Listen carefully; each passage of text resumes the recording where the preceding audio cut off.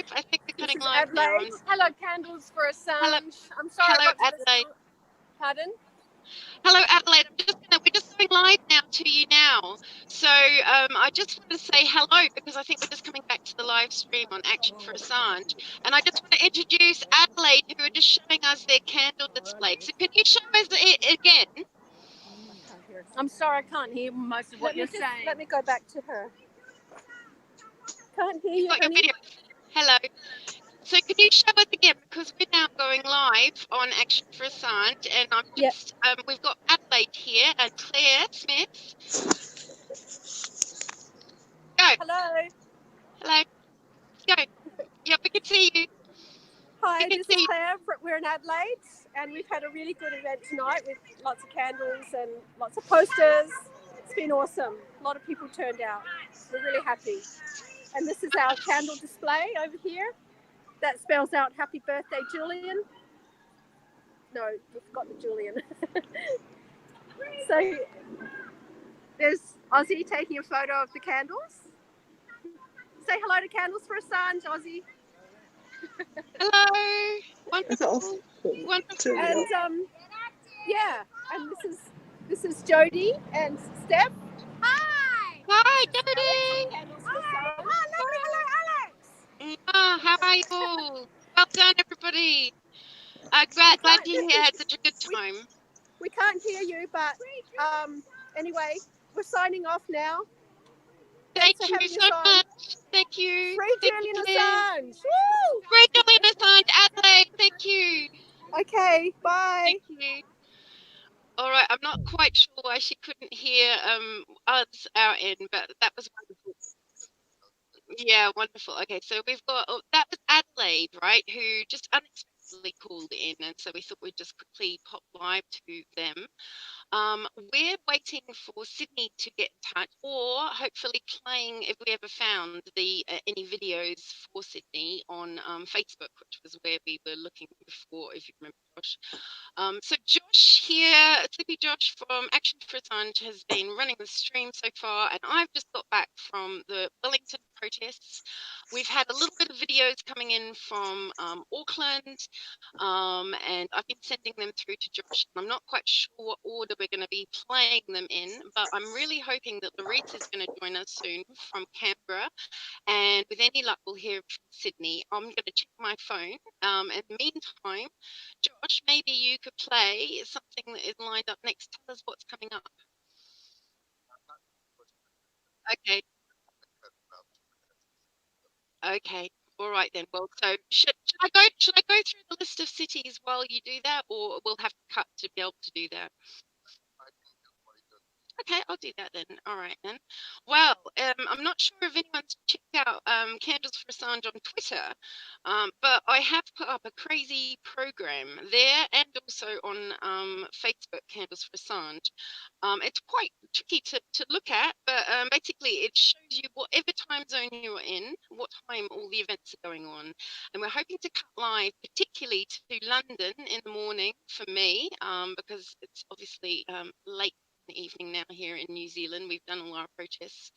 After our protests, actually, we went to a talk by Nikki Hager, who is New Zealand's finest investigative journalist, you could argue. He exposed John Key, our former Prime Minister, with a book called Dirty Money. And what happened to him is that the police illegally searched and seized his journalistic materials, and what we ended up with is that the police had to pay Nikki Hager an incredible amount of money in compensation because they were found guilty. Obviously, he was a journalist. So we went to talk by him about Five Eyes and about New Zealand's involvement in Five Eyes, which was very interesting. So we've crammed in quite a lot today. And we've got some video of Nikki Hager, which we will play later, depending on what's coming up. I would like to check back in with a few people, but in the meantime, I'm going to go through the schedule that's in Candles for Assange on Twitter or Facebook group Candles for Assange, and that's 4 with a number. Okay, so in my thread, pinned thread to my profile, you will find out all the information, hopefully, that you need to know.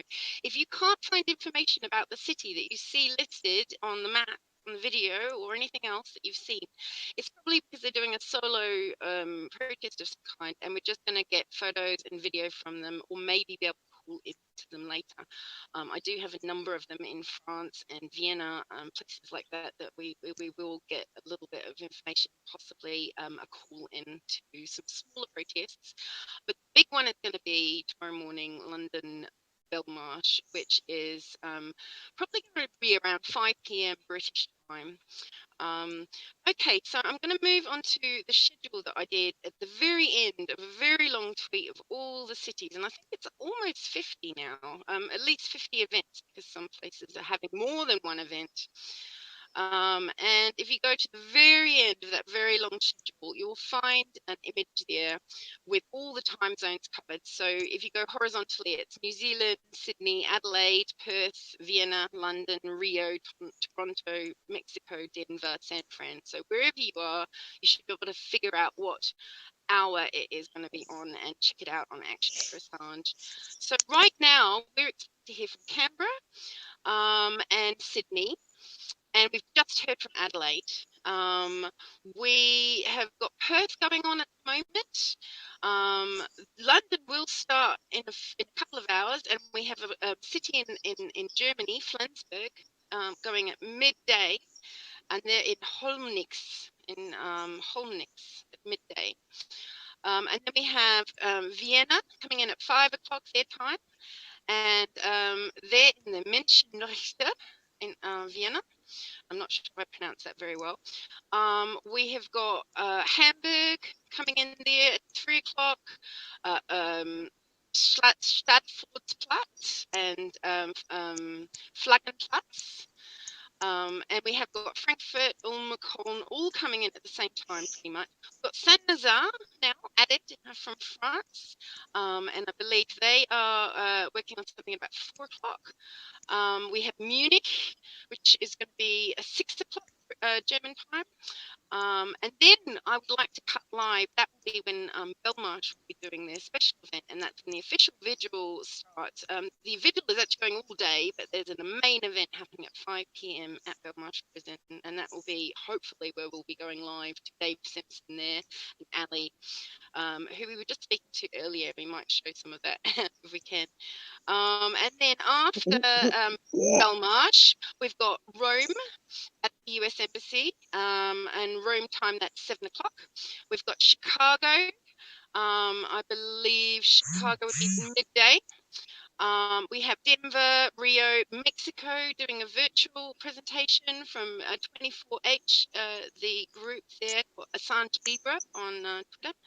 We have Natal, who are doing in Brazil. They're going to be doing the most beautiful Buddhist ceremony for Julian for his birthday. And I'm in contact with them, and I'm really hoping they'll take a call, but otherwise we'll just get the video from them afterwards. And then we have San Fran live with Action for Assange with Steve. I'm hoping is going to be down there. Is that right, Josh? Wonderful. So San Fran, it's midday San Francisco time, and so if you're in DC, if you just scroll across that list of crazy numbers, you'll find that that's about 3 o'clock DC time. Is that right, Josh? I think I got that right. Okay. Okay, and then we've got an online show from Rio, from Fabiano Lima, or Fabiana Anonymous, and Tulsa in Oklahoma, in America, at the same time, are going to be doing a walk. And sometime at the end of that 3-hour walk, they're going to show us hopefully some balloons that they're letting off, Free Assange yellow balloons. And I'm hoping that we'll see some more yellow ribbons around trees in different cities all around the world. We've got Concord then after that. Now, Concord time, I believe it's 5:30 Concord time at Concord State House.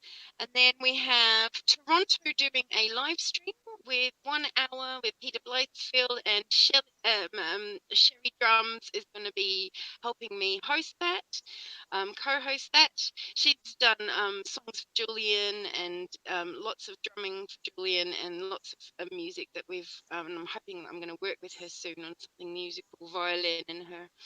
And then we have Mexico coming in again with Mexico Con Julian. And that's, I think with you guys, Action for Assange, you'll still be doing this, because I've got Washington DC noted there, because I know you're going to be going in with Sam Fran at midday their time, 3 o'clock yours, but I also had you down for doing something in the evening. Mexico, cool. 9 p.m. Brilliant. All right. And I think that's right on my schedule.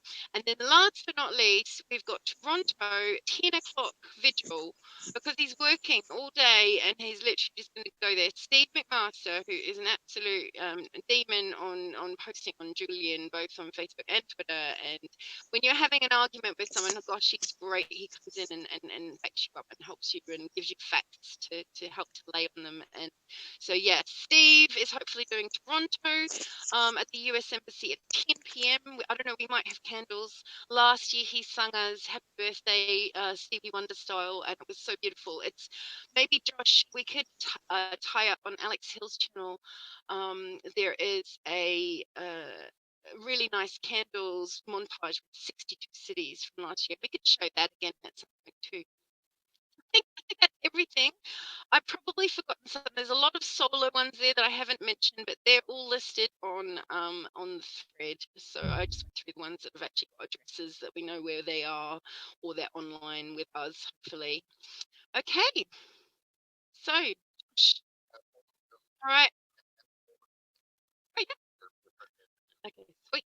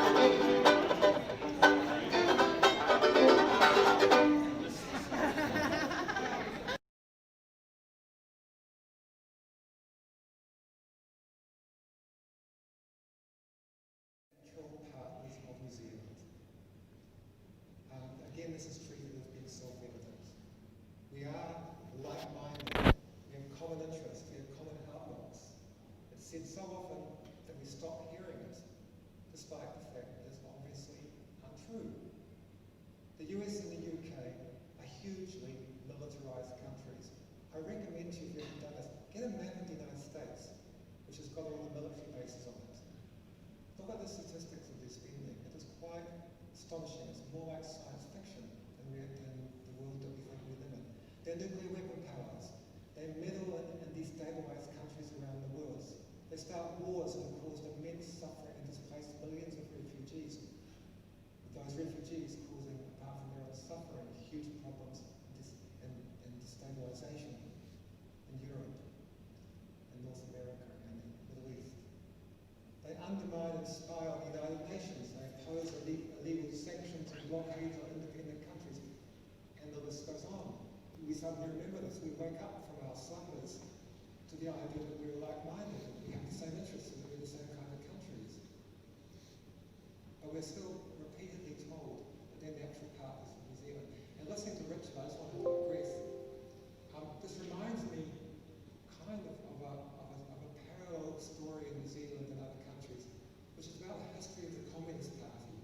Bear with me. Might not seem obvious.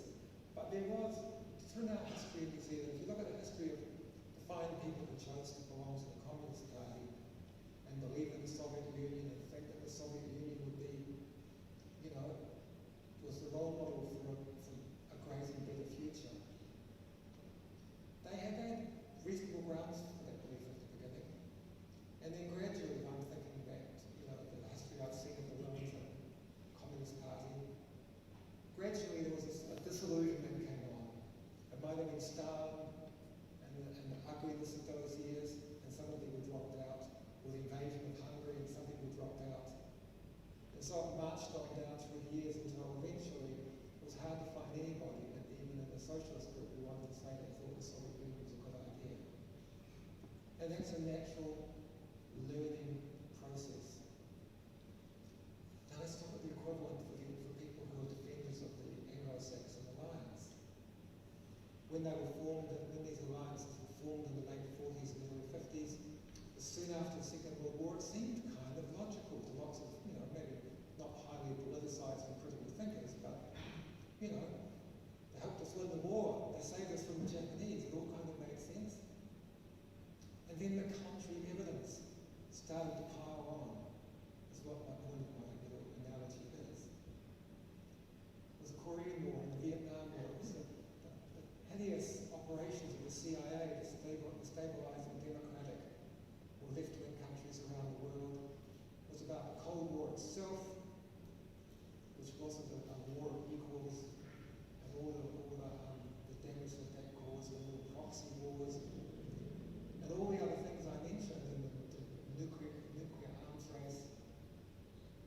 And during those years, the New Zealand public was doing what those communists had done during the Stalin years and things. They were peeling off. They were disappearing. They were thinking this was a great idea. And so how come our kind of pure party liners of the intelligence agencies are still telling us that our natural perfect allies are the Anglo-Saxon countries? I'm going to ask you. I find it really fascinating. Haven't they been watching the same things all these years? There's one final argument, the third argument, which is heard.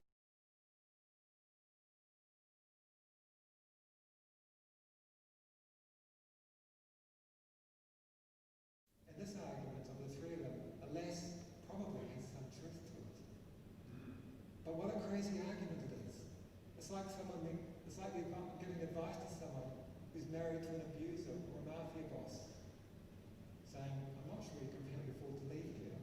What kind of a basis for the relationship is this?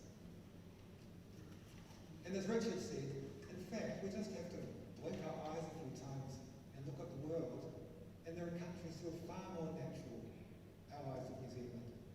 There are far more common interests and common outlooks and similar size and similar aspirations to New Zealand. And then the ones that believe in human rights and act like they believe in human rights and the rest of it, who are the natural allies of New Zealand. But us, our accidental stowaways on the Five Eyes ship back in the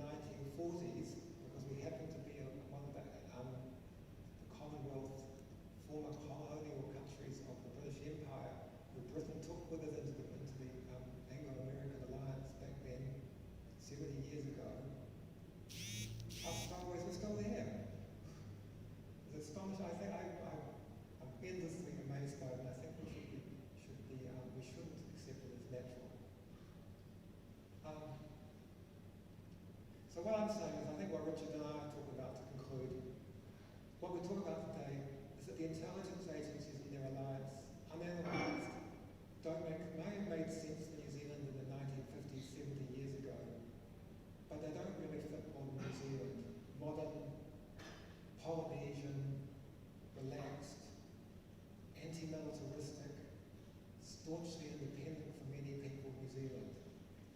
They're colonial relics. They've changed more slowly than the rest of the country because they're secret and embedded in the old alliances. So while the rest of the country has been changing, they haven't changed as fast.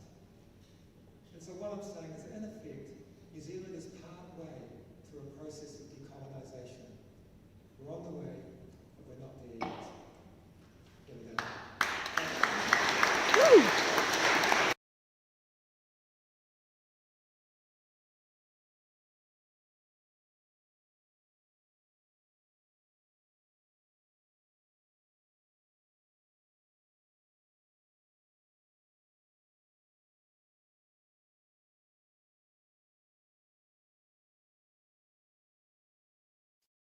Right, sorry about that. I was muted. I'm going to have to get used to that.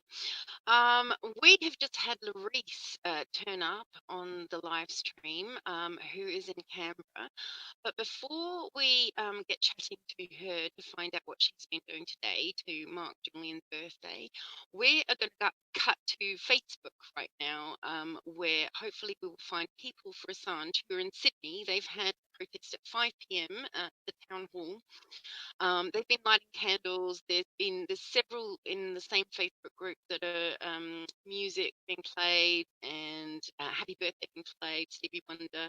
And last year they did a wonderful ceremony and they had a cappella version of Stevie Wonder done by Ian Rose's sister, whose name escapes me for the moment. But we're going to cut back right now to People for Assange, almost live, about 7 minutes ago, live on Facebook.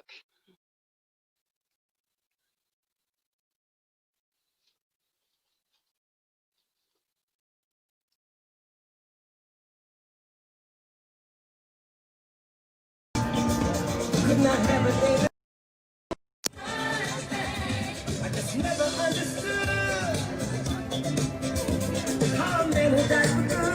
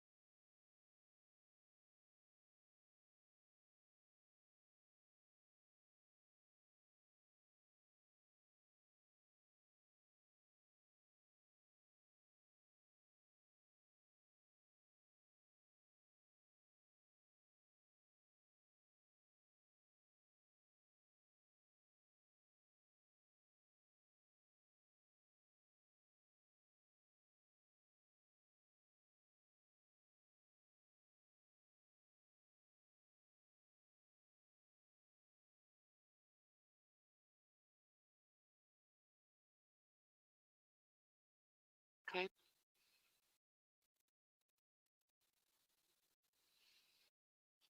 Oh, hello there. Welcome back. So we are just cautious that we don't play too much music, especially if it's too mainstream music. So we've got to be a bit careful and just play, bands and stuff playing. But we were on the Facebook Live for People for Assange from their Sydney protest just from a few minutes ago. They've got candles set up, and there's another link that I think we should have a go at playing, which is candles being lit on the steps of the town hall. Really great. So, but also we have here Larice. Larice, are you unmuted at the moment? I believe so. Yay! Oh, welcome, Larice. So we have Larice from Canberra, And we haven't been able to talk to her yet because we've been quiet here. But it's absolutely great to see you. And I've seen already. We sent a short video to Josh of you of a yellow ribbon sort of sped up around Yep. the tree. So that was great to see. So thank you for Yeah, that. We've you're just had welcome. somebody else join, but you go. Okay, there's a bit of echo coming back, but I'll just ignore it. Turn down your volume a little bit. Okay. Have you got headphones, Louise? Oh, look, there's somewhere else. It's too late to get there. Okay, is that okay? Oh, look, I'll ignore that. Okay, anyway, look, I'm here. Mute your side, Alex. That should help.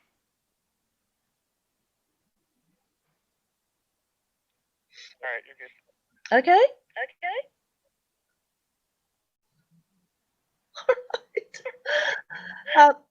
You ready? Are you ready for me, Alex? Sorry, yes. I'm just trying to mute so that I don't make your echo because you can hear me talking, so I'm going to have to turn myself off. You go tell us what you've been up to today, and maybe Josh will be able to play the video of the yellow ribbon soon. Or you can come back to me. I can go and get headphones if you like. Yeah, it's brutal echo.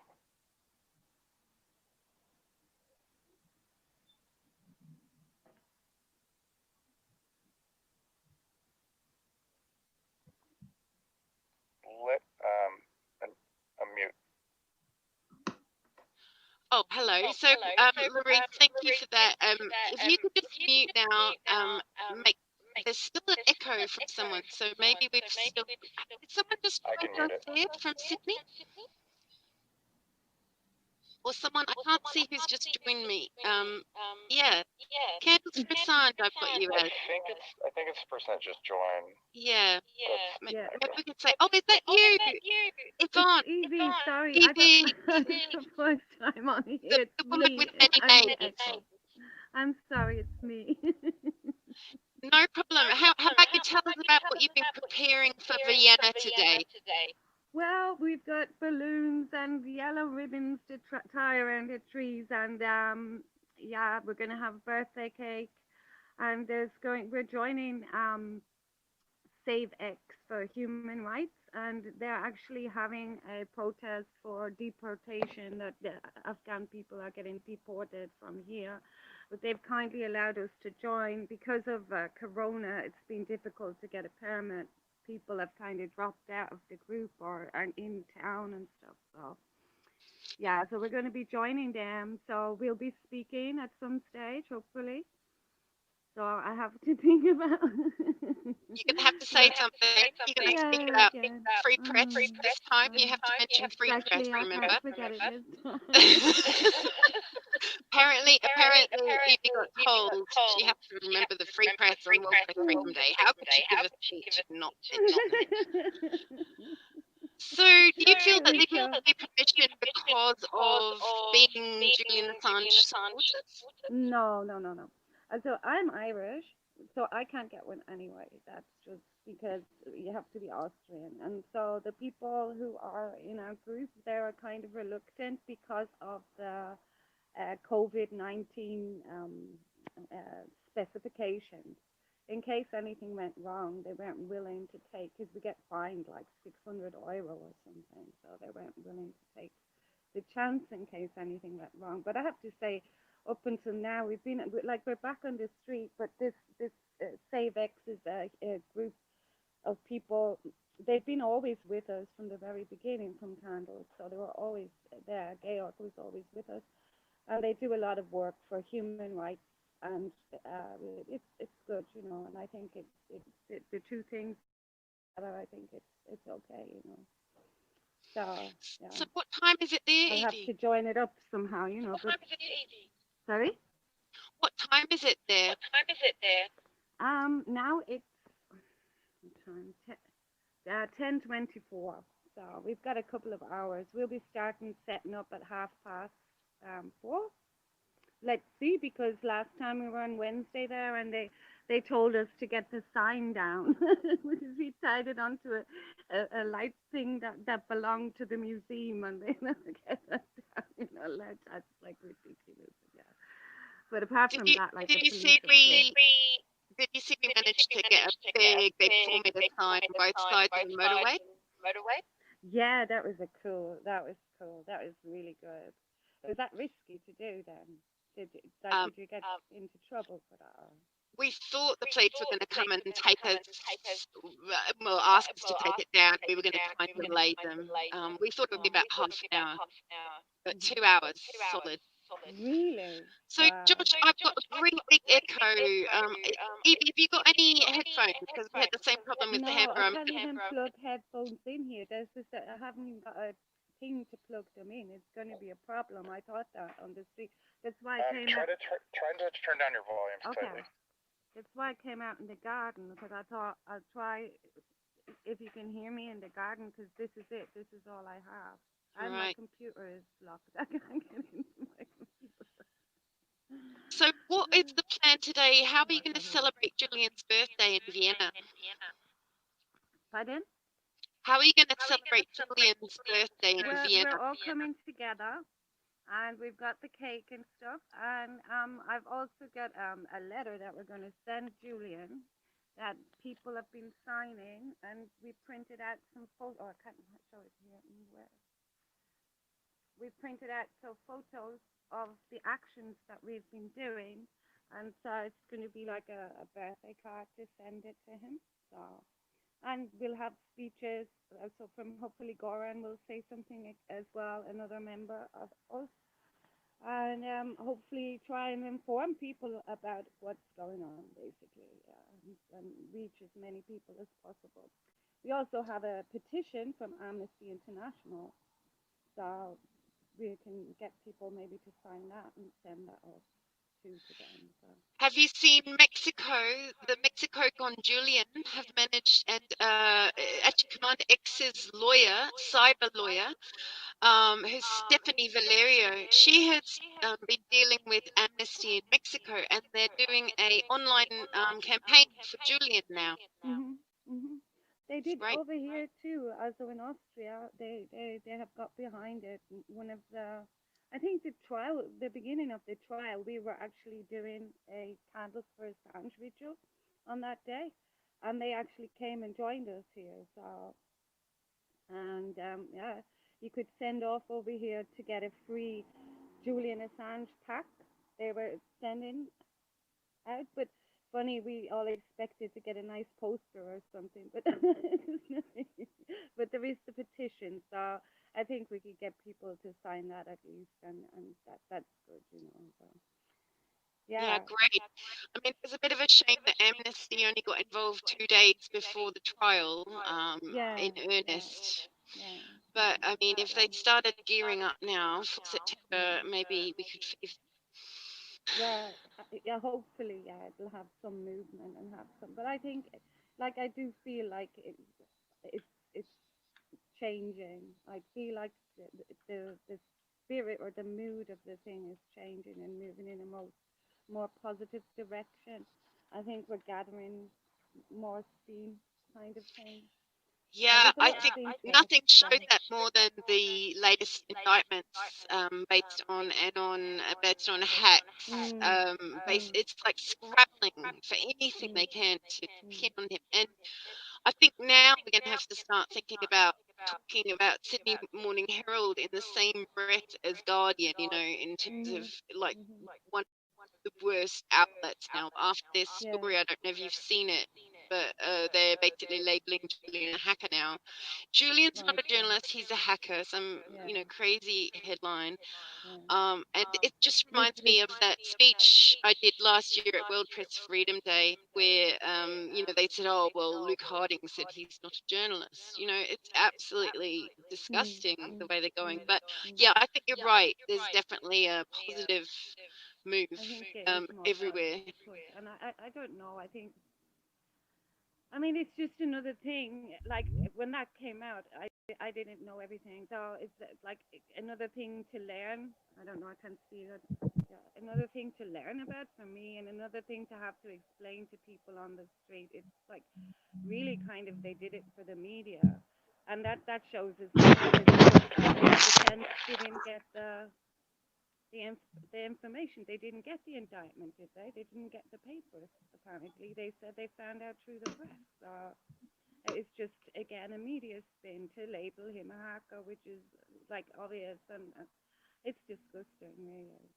But I do think maybe it's just that bit too much, and hopefully, yeah, push it more on our side. Actually, at the end of the day, even though it's like, oh my God, he's this and that, it's getting a bit ridiculous and out of hand at this stage. And the witnesses, I mean, it's disgusting that they put those people up, really, for that poor man, Another birthday. Yeah. Well, Okay. Well, I don't know if you know Larice, but she's done those beautiful candles last year on the Parliament that said "Free Julian." Larice, are you there? Can you unmute yourself? Yep, I'm here. Oh, wonderful. And I've got my earphones on. All right, Evie, can I ask you to mute so that I can't hear myself I'll repeating? try. I see That's a all little right. blue dot here. I'll try And and if you can I find don't know. headphones, Oh, that my would be whole amazing. phone on mute. Wait now. I can mute her. Great. Okay, thank you. Okay, so back to you, Larice, and we just had Evie there from Vienna. You guys can talk as well if you've got questions for each other, because different cities approaching the same problem. But yeah, what would you like to tell us about what you've been doing today, Larice? Well, for those who don't know, because we've got international people on tonight, of course, I'm in Canberra, which is the capital of Australia, where everything should be happening, and not much is happening, except that we went out and tied 160 yellow ribbons to trees. So the old song says, if you want me home, tie 100. Well, we went overboard and did 160. Just in our local area, a thoroughfare that goes into the city here.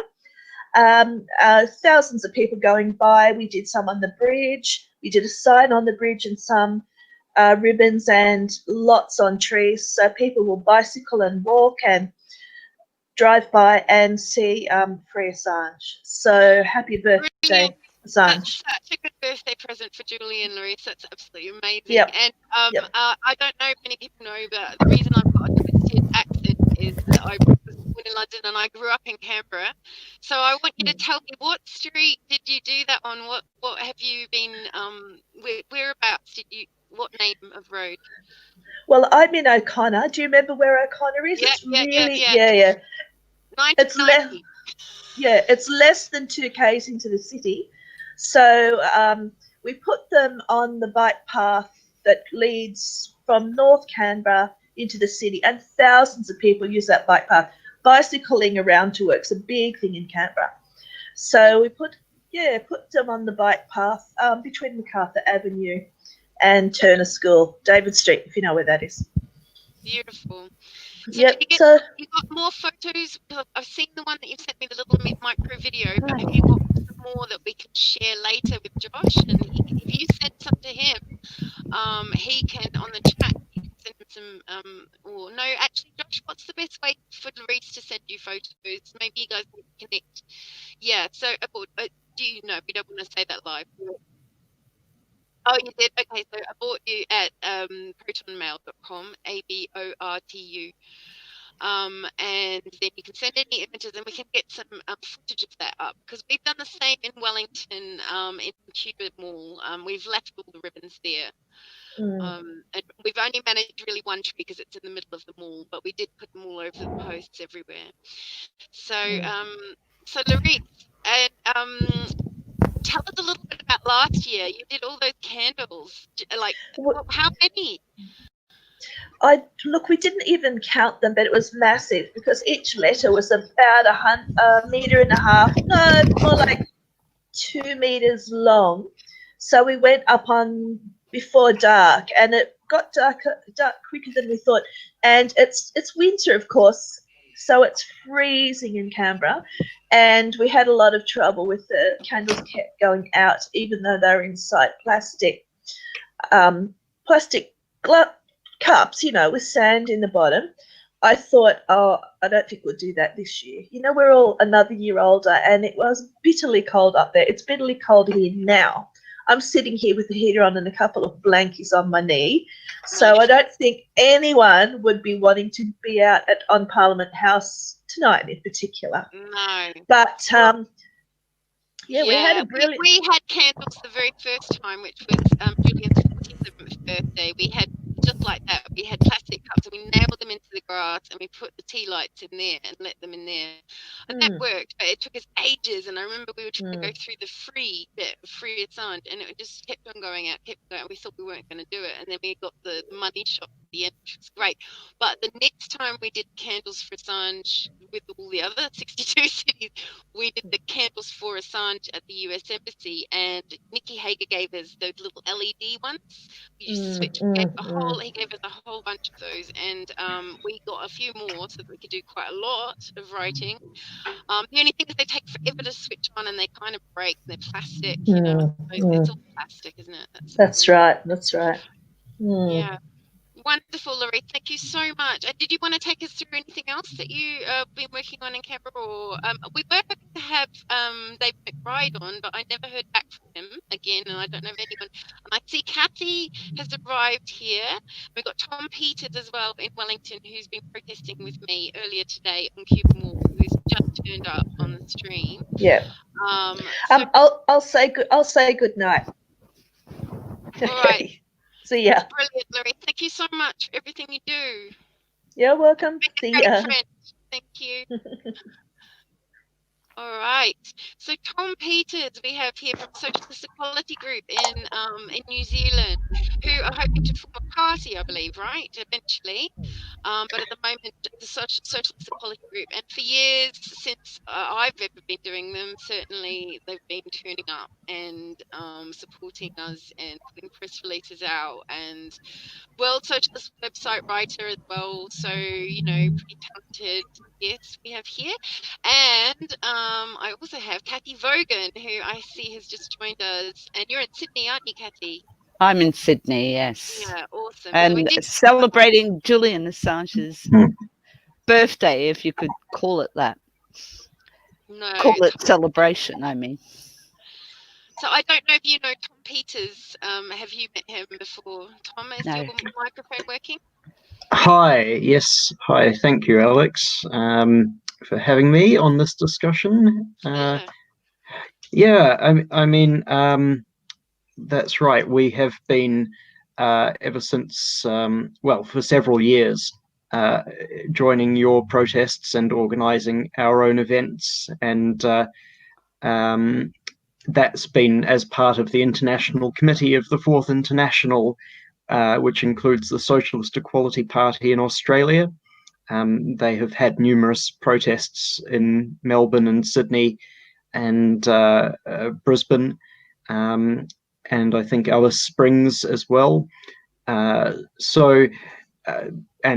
we're also affiliated with the Socialist Equality Party in Britain that has been quite active there as well in this global campaign. So it's been a really pleasure to work with Alex and all of the people involved in Free Assange New Zealand. And I think there's clearly a growing movement internationally, I think, and that was certainly reflected in the people that we saw today in Wellington, and the commitment of those people, I think, is really impressive. Everyone there feels very strongly about defending Assange, and also, about Chelsea Manning as well. And they are, very strongly committed. So I think this is just an extremely vital movement. I don't need to convince anyone here of that, but it's one that I think has got to continue to grow, because of what's at stake, which is the entire future of a free press, freedom of speech.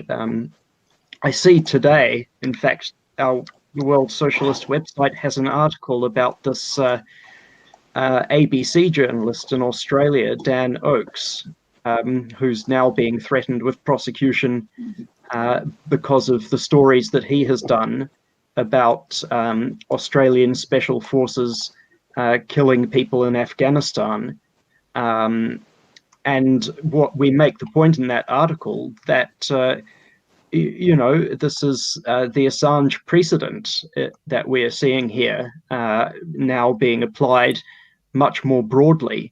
And of course, it follows the raids on the ABC offices last year, and also Annika Smethurst, the News Corp journalist in Australia as well.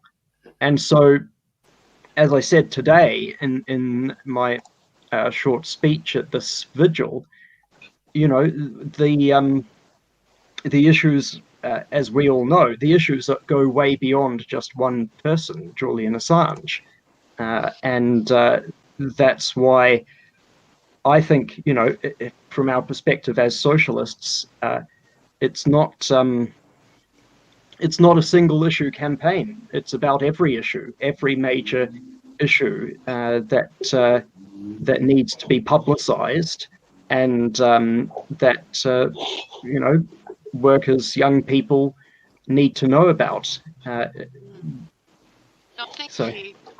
Well, it's interesting because you've almost done a segue for me and Kathy Vogan, because we've now got David McBride has just joined the stream. Hello, David.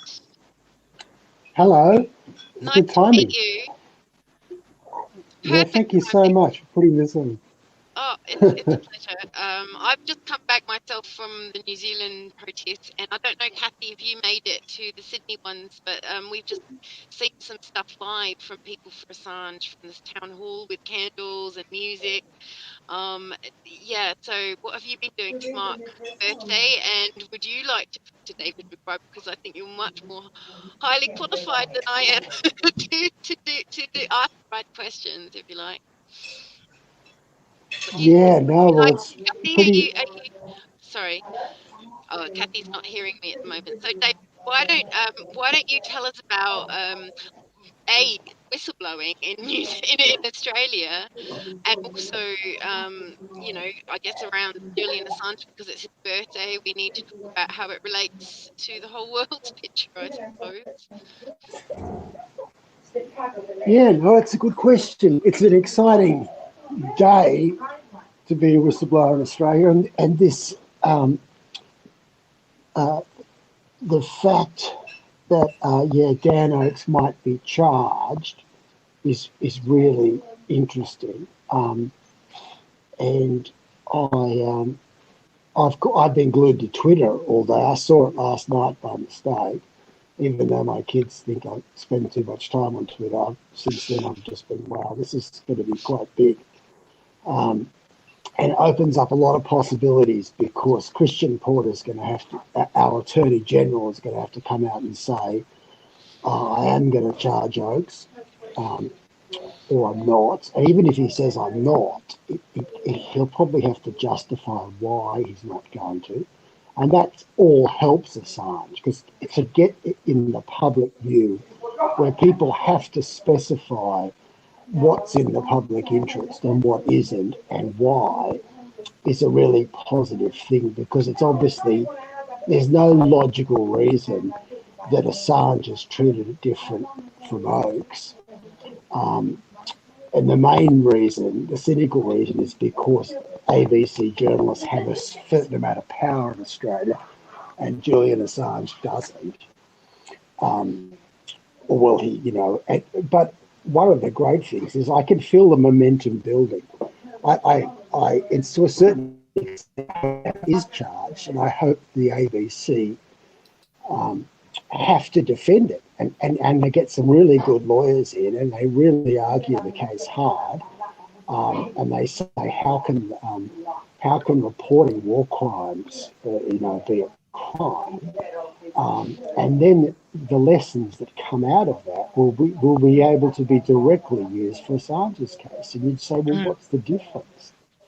And it's very exciting, and to have the same principles in Julian's case extended to people a long way away with no connection. But I think people are beginning to see that it's not, as you guys have always been saying, it's not just about Julian.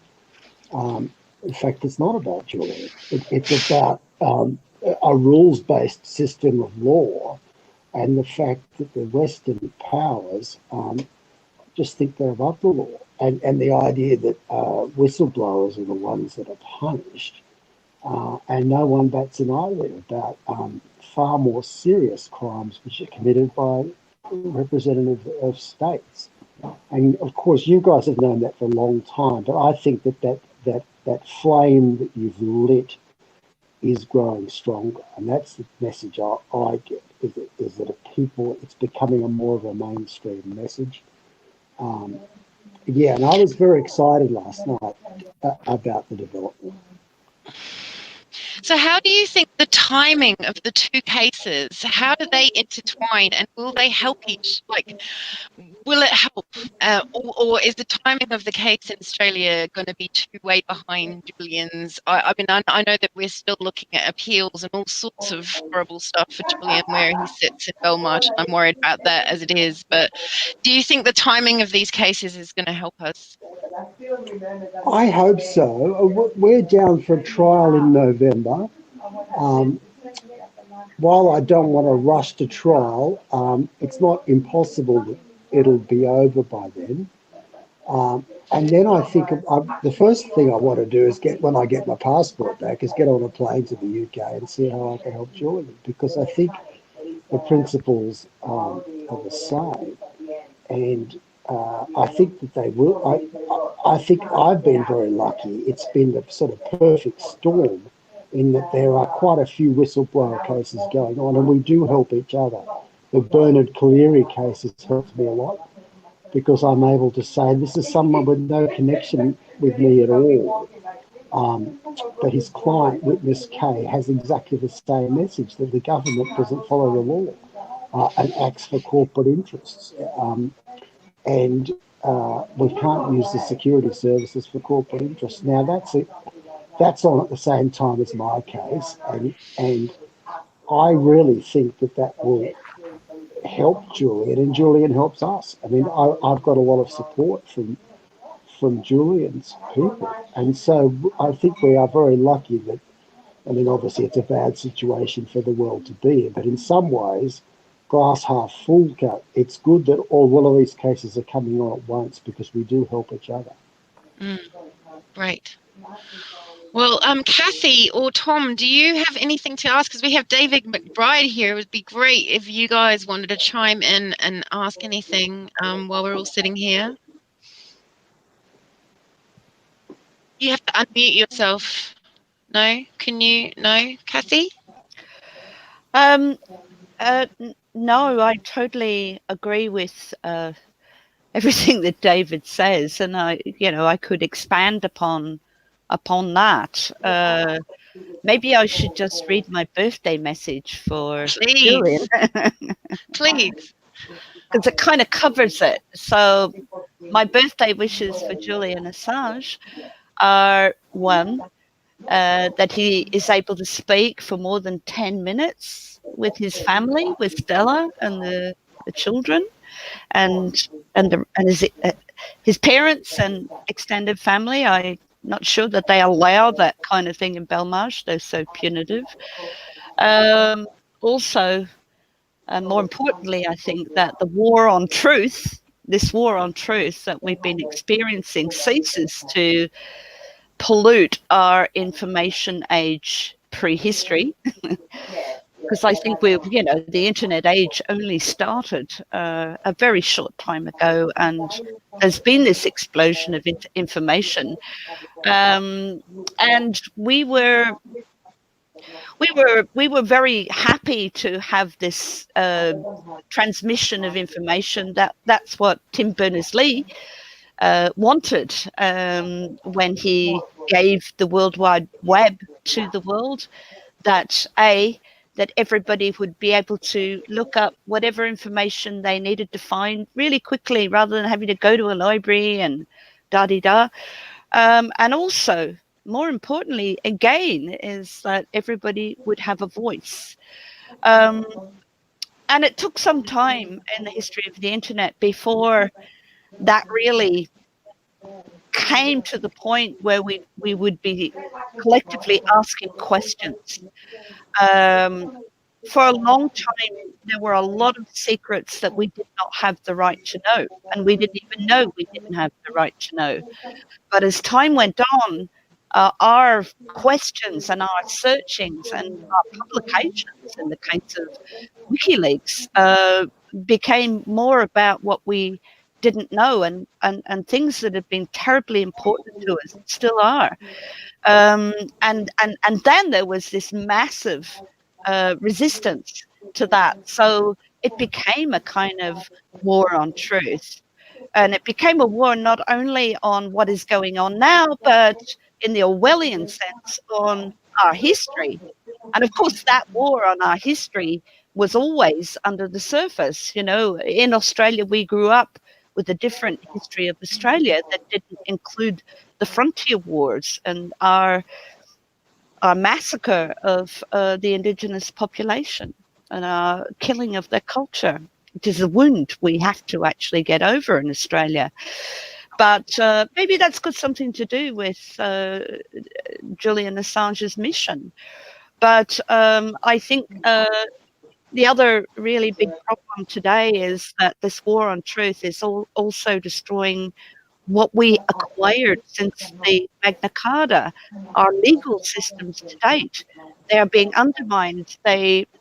We are discovering conflicts of interest. We are discovering aberrations. You have the UN Special Rapporteur on Torture saying that Julian Assange is being tortured.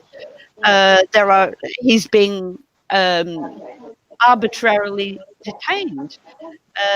His life is at risk because of coronavirus, when this is not even a person who's accused of anything in the UK, never mind charged.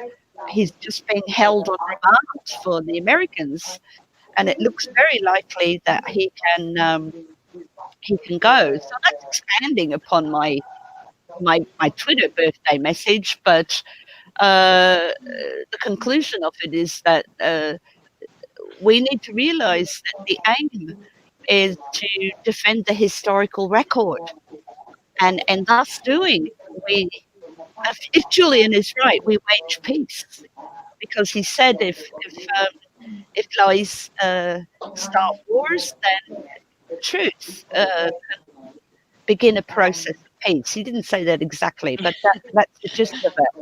If wars So can be started by lies, they can be ended by truth, isn't it? That's right. That's Yeah. right. But also, I've heard people say before, the Magna Carta, they've taken thousands of years for us to build up, free speech to get to this point. And it feels like in some ways we've managed to degrade it in the space of 18 months, 2 years. Absolutely. This is very recent. We welcomed this influx of information. This was the internet age. This was the age of information, where you learn more, probably in a month than you've potentially, and you learned in terms of politics for all of your preceding life, right? But I accompanied this birthday wish with a film. And my choice is somebody I didn't know before, and that is Susie Gilbert, who was on the Don't Extradite Assange recent broadcast. And I thought she did a terrific job in informing people of all the issues She's got a lot of clarity there. And one of the most important things she said is that it's not a done deal in London. And she gave a lot of reasons why it's not. You should watch the whole thing. It just, yeah, you know that I work Would for you News. would you like to would you like to link it for us and any other videos that you'd like us to show, as long as they're not going to have commercial music on them, because we don't want to get any strikes for anyone, because we're sharing this across lots of platforms. No. But yeah, This is my own work. yeah, I can put this film we share it? together. Yeah, Yeah, absolutely, right. So absolutely. if you can send a chat link to me, and then I can, Actually, or to Josh. can I just clarify that the stuff on Consortium News is Creative Commons now. So if you look at it, you have the right to share it, Right. Okay. right? Thank you so much. Well, listen, Kathy, if you could send a chat message to Josh or to me, actually to me, then I can send it to Josh, so that he can play it, so we know where it is. Meanwhile, I actually have a question from a viewer who's watching, who is a long, hardy member of Action for Assange. I always see him on the chat. He's always incredibly friendly. Rob Juno, asking David McBride, are you unmuted, David? Rob Juno asks, what does the army do when the government won't follow its own laws? Well, yeah, that's a great question. The army does nothing. Dave McBride did something, and that hits the nail on the head. And it doesn't have to be. That's one of the things that the government don't quite get. It doesn't have to be a mass grave of headless corpses. Or, in fact, it's less dangerous for civilization. And Julian Assange pointed this out as well. It's if a soldiers kill people, that's bad. It's obviously bad. It's murder, whatever. But it's more dangerous when the government doesn't follow their own laws. That's a problem, and especially when they think they don't, and not just when they do it by mistake, but when they deliberately, knowing what the law is, and they do something else, then you've got something different from a single crime in the heat of battle. You've got a criminal organisation running the government who pretends to follow the law. They know what it is, and they go and do something else. And they actually use the law as a weapon only against their enemies, like Assange and myself. And they don't apply the law to their corporate sponsors or Hillary Clinton or etc., etc. It's a big problem, and it's a great question because I found it hard to sell to people. You guys get it, but the public don't really get it. When the government doesn't follow the law, and I'm glad you linked in Magna Carta. It's why we had a civil war in the UK, and it's why we had the Magna Carta. It's a really big issue, and I'm glad that those issues haven't forgotten. I begin to think I'm a bit of a nerd because I love all that Magna Carta. I love the Bill of Rights. I love the English Civil War, and the people that kind of got burned at the stake for translating the Bible into English and all these things. And as you said, what terrifies me is all of those freedoms that were won through blood and tears over 1,000 years. The idea that they're being thrown away overnight for some bloody oil company, it's just disgraceful. And you're right, it's a problem when the government don't follow their own laws, but we need to stand up. And it's not easy, but I guess we've had some successes, things like Watergate, Pentagon Papers. It's not impossible. In Julian's case, I'm hopeful that Julian's case will, it'll blow up in their faces. It may take a few more years, but I think we're going to. Well, with the Pentagon Papers, wasn't it a technical issue that actually got Ellsberg off? Maybe Funnily Kathy enough, knows that. it's a great story. No, I just read it. And the same thing could happen in my case. It was kind of disgraceful, even though they handpicked a judge for the case.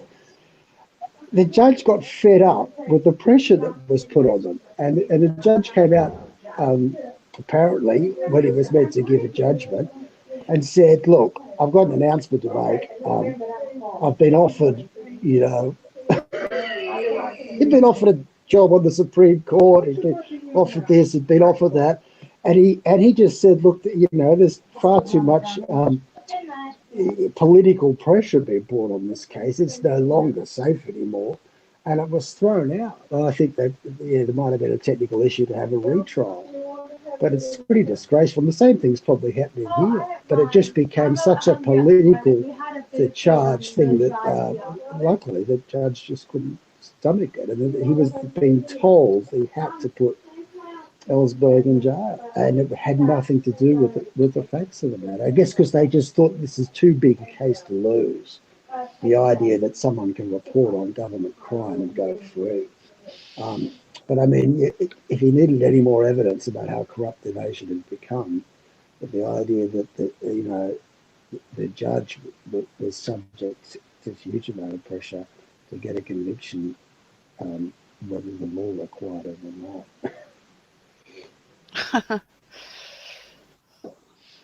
So, Kathy or Tom, do you have any questions for each other or for David or between you? Well, I mean, you've sort of answered it, David. I was going to ask you about where you see the political situation in Australia heading, and especially the erosion of, you know, these rights of whistleblowers, journalists, and I guess also, I mean, I'm not sure what your take on this is, but we've written about this campaign against the Labour Party MP. Not that we defend the Labour Party, we certainly don't. We oppose them. But the Labour Party MP, who's now more or less being accused of treason because he's visited China and had dealings with Chinese, individuals. I guess, this is part of the whole foreign interference legislation that was passed without very much attention, but it now appears has a very broad application in Australia against, and can be interpreted very broadly, including to attack a sitting elected member of parliament. Anyway, I'm not sure if you have any particular view about that, but I guess in general, you'd have to say there's been a series of precedents in the past couple of years, and which would be extremely troubling for anyone, about the direction that the Australian ruling class is travelling in, towards really authoritarian police state forms of rule. And obviously the prime example of that is their total abandonment of Julian Assange. Anyway, that's not so much a question, I guess, but... No, they're all good points. I get where you're coming from, and I've got a lot to say on them. I think it is coming to a head. For some reason, I'm quite optimistic about it. It's going to be a bit like what we call over here the state of origin, or it could even be a New Zealand Australian Test match back in the days when we actually could almost beat you. In that the forces of the government are strong. Like that case against that foreign interference case against the Labor politician was a sham. And what was particularly embarrassing was that the news crew were alerted that the AFP, the police force, were going to do the raid, and they were there to film it. Now that's pretty scary, and also it just is such a mockery. Foreign interference, the biggest by far, the 10 times biggest foreign interference in Australia is from the US. They actually own Australia. Exactly. Yes. If the US goes to war, we have to go to war with them. it's a completely monolithic security block now, Five Eyes, and this is one of the problems with Julian's case with the UK. As far as the UK is concerned, in security terms, he spied on the UK. I mean, there's no difference.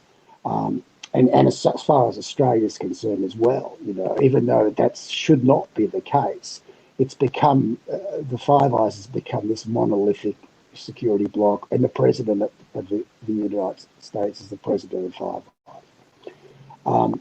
The foreign interference is absolute. It makes my blood boil in some ways, because it's the Americans who pull the strings out here, and they are foreigners.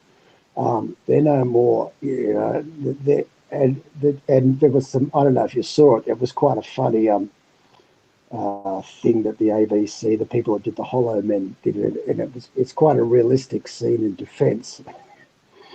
And the politicians saying, what are our main trade routes that we have to protect? And the defence is saying, our main trade routes are with China. And they go, okay, well, who are we going to protect them from? And they're like, oh, we need to protect them from China. And the politicians going, well, that doesn't really make any sense, of course, there are very powerful people in the military-industrial complex. The arms salesmen are very, very powerful in Australia, as they are in America. And so when they say, oh, we're going to have to spend, 270 billion or whatever because China's a threat, I suspect it's just, and Russia is now a threat again, of course. We need to, and of course, here's sign on the check, the dotted line for 270 million bucks worth of it. And it's particularly bad for Australia because it ties us into a war with China if the US goes to war, and it could be like another weapons of mass destruction type thing. We are tied in. But saying that, on the flip side of that, I keep doubling down. If they put me in jail for 30 years or 50 years, I think there'll be a bit of an uproar in Australia. And even though Scott Morrison's popular, I don't think that will stick with a lot of people. I'll say he's a sort of middle-aged, middle-class guy with 2 children, 3 law degrees, who said we were breaking the law, and you're going to put him in jail for 50 years. I think that's going to be a problem for them, even because I think that we've got a certain amount of pull with Conservative votes, and I'm not going to take a backward step. I want a trial. I'm going to say I did the right thing, and it will be a bit of a grudge match. And Bernard Cleary's the same. He's got quite a lot of Conservative support, and if they put him in jail as well, and even if at the moment, the Julian hasn't really got sort of mainstream Australia on side, but if he ever goes to America and gets put in jail for a long time in America, I think a mainstream Australia will be pretty outraged. I think that will. So I think that it will come to a head. Yes, the Conservative forces are very powerful here, but it's not. It's only a few scandals away from possible collapse. Yeah, David, don't you think that to some extent it's a deterrent? It's bluff. 175 years for the rest of your life. This is designed. I mean, and even coming from the Eastern District Court of Virginia, there's the disclaimer that we don't normally actually sentence for that long. So it is designed to frighten people, to frighten other journalists, to frighten other whistleblowers from coming forth with the truth. This is bluster, if you like. Not that I'm telling you not to be afraid and terribly afraid, but you know what I mean? I agree with that, and I think if Julian ever did get sentenced in the US, he probably wouldn't go in jail for that long, because they're trying to make a big show about it. They don't really care whether he's in jail, but they really want to say, yeah, look what happened to this guy. He got put in. as they with Bradley or Chelsea Manning, she didn't spend that long in jail. Exactly. But they wanted to they still wanted a conviction. Not that it was a pleasant experience for her. And she's one of my heroes, but probably like both of them. I think they are bluffing it. And what pisses them off is a counter bluff when you say, "Yeah, put me in jail. I feel so strongly about this. Bite me." Yeah. Because, do your worst. Do your worst. And they hate that because they expect people to cower. They expect people to run away. And they hate it when you say, "Put me in jail. I'm right." Magna Carta. Yeah. Can I just ask you a question about Dennis Richardson, the former head of ASIO, who was on Q&A recently and claimed that he had never heard of UC Global spying on Julian Assange. It seems like he hadn't heard of what the UN Working Group on Arbitrary Detention had said, and what Nils Melzer had said about torture. So I was wondering how the hell he became the head of ASIO if he's never heard of all these things. What kind of bluff are we supposed to think that is? Sorry, that was a rhetorical question. Yeah, no, I know. My eyes rolled at that too. Dennis Richardson's is someone I want to call as a witness in my own case because he's his own worst enemy. He's so convinced of his own, 20th century view of the world. He really does believe everybody who doesn't wear a pinstripe suit in Canberra and works for an arms company is a bad person, And he doesn't think anything. He's from the Pompeo school of we lie, cheat, and steal, and he always reminds me of in the Tom Cruise movie A Few Good Men. He'd be the Colonel Jessup. He'd just get up there and say, "You can't handle the truth. You hippies don't realise that you sleep safe in your bed at night because people like me are out there keeping you safe from the really bad guys." He actually thinks he's allowed to lie, cheat, and steal because he's Dennis Richardson and he knows how bad the world is and we don't. Yeah, well, the other thing I was just looking at today was the latest Doctors for Assange letter, the second one, because they've had absolutely no response at all. The first time they reported that Julian Assange was being psychologically tortured, and he has a number of serious medical complaints, one of which is a chronic lung condition that has put him in serious threat of dying actually from coronavirus.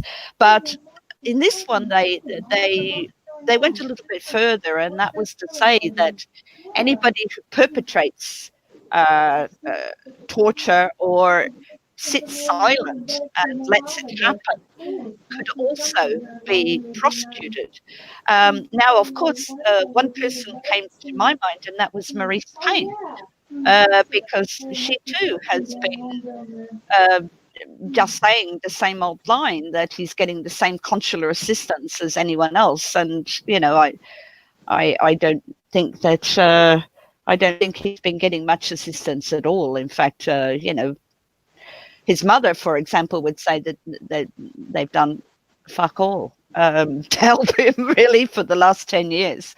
What do you think about that? That, we're always so busy as whistleblowers, journalists, defending ourselves that we don't think of how culpable these other people are and what risk they run, like in Nuremberg, of being complicit or obeying rules that were really breaking international law, or just being totally complicit through omission of information, but also lack of action in relation to crimes against humanity. Yeah, no, it's a good question. There's no doubt, especially if you, ironically, if you use the strict rules of law that they apply to Julian and me, there's no doubt people like Maurice Payne, or the British prison authorities, they would be able to be successfully charged. There, I unfortunately, having seen what I've seen on the insides of workings of government, none of it's a mistake. You know, if we're not in a dystopian world, we're pretty close to it. I don't think there's any. It's not like they haven't thought of Julian. It's not like they're under any illusion that he's getting fair treatment. They want him to die. They actually, the best thing for the CIA, and the CIA, you know, controls Australia for things like this, for serious security matters, would be for him to die in Belmarsh. And they are. I don't think they're trying to torture him. They are trying to kill him. Yeah. And the problem is with bringing other people to justice. It's hard to do in a world that's so skewed. But as I said before, it's not impossible. You get seismic shifts like Watergate, the end of Vietnam. We've had that French prime minister who was recently charged with corruption. It is actually possible, and if the wind shifts enough, as I said, if there's a few scandals, perhaps the Epstein thing will got a few more scandals, and I wouldn't be surprised if some of those people do end up getting charged.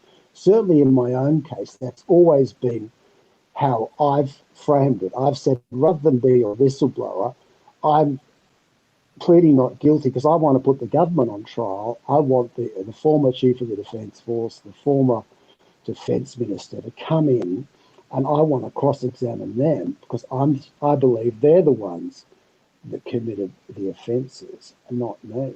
I may not get a conviction, but it is quite possible that they will be so embarrassed having to answer questions without the spin doctors, without the friendly press, that it'll be quite clear that they have committed crimes. You can imagine if they'd ever been able to put Tony Blair or George W. Bush on the stand and really ask them some hard questions about the weapons of mass destruction and the 30 minutes of missiles on London, Lord Goldschmidt, they would have got a job. You know, they have committed offences, and the idea of putting Julian Assange in jail and not all the American officials or worldwide officials, but Americans who have got cases to answer, that's a crime in itself. That's the sort of thing that Nazis did.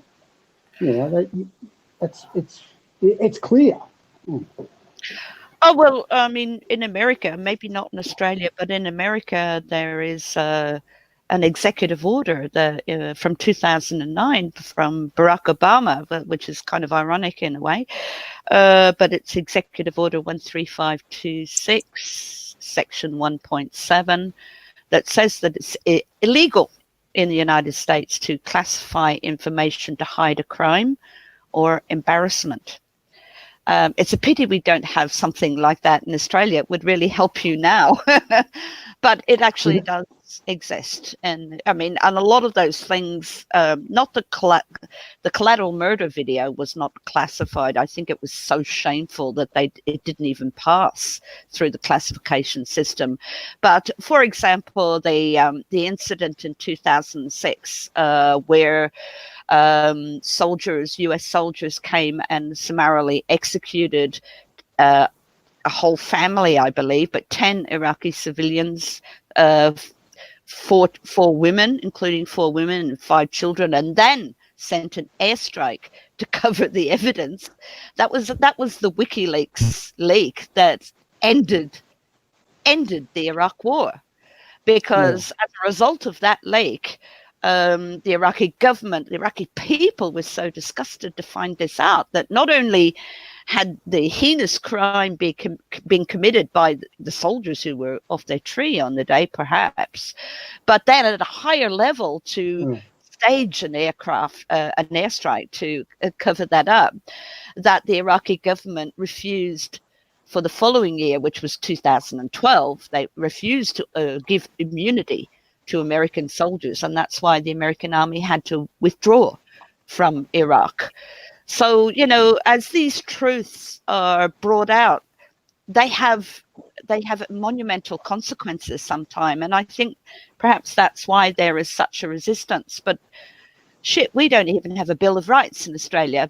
But, you know, Americans could do something about this. And I think it's certainly something to call up, that every one of these leaks, and by no coincidence, WikiLeaks leaks about crimes in Afghanistan and what you have to say, so had to say so much later.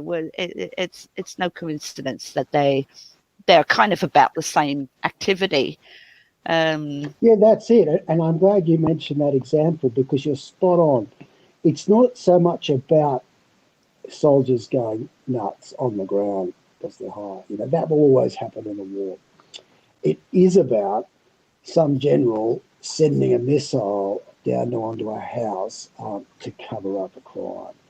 Every time a middle-ranking official from any government does something like that, that eats away at our soul. You know, when I grew up and I went to Sandhurst and I went to Oxford University, there was no doubt in my mind that the Western democracies were the good guys of the world. And that's really been shaken, you know, and it's not shaken because a soldier does something wrong. It is shaken because a general does something like that. And I've seen it again and again. And it doesn't have to be, they get away with it a bit because it's not about killing, but the weapons of mass destruction, some of the things we've done in Australia, where the generals, they think that they're really clever because they say, oh, well, like for that case, or there was a Pat Tillman case, who was like a famous American footballer who joined the army, and we killed him by mistake. Well, maybe it wasn't a mistake. The Americans shot their own guy, and then they made this huge song and dance about trying to cover it up, and it went up to a very high level.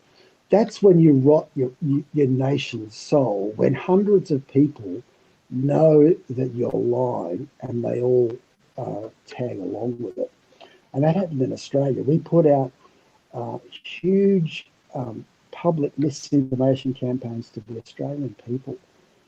And it wasn't one man who told the lie. It was 50 senior people who got involved with it. Now, that's not about lying. That's about killing Australia's soul. I mean, you would have seen the Four Corners program where they had a couple of months ago, and they had an SAS soldier who just shoots someone in the head pretty much just for the hell of it.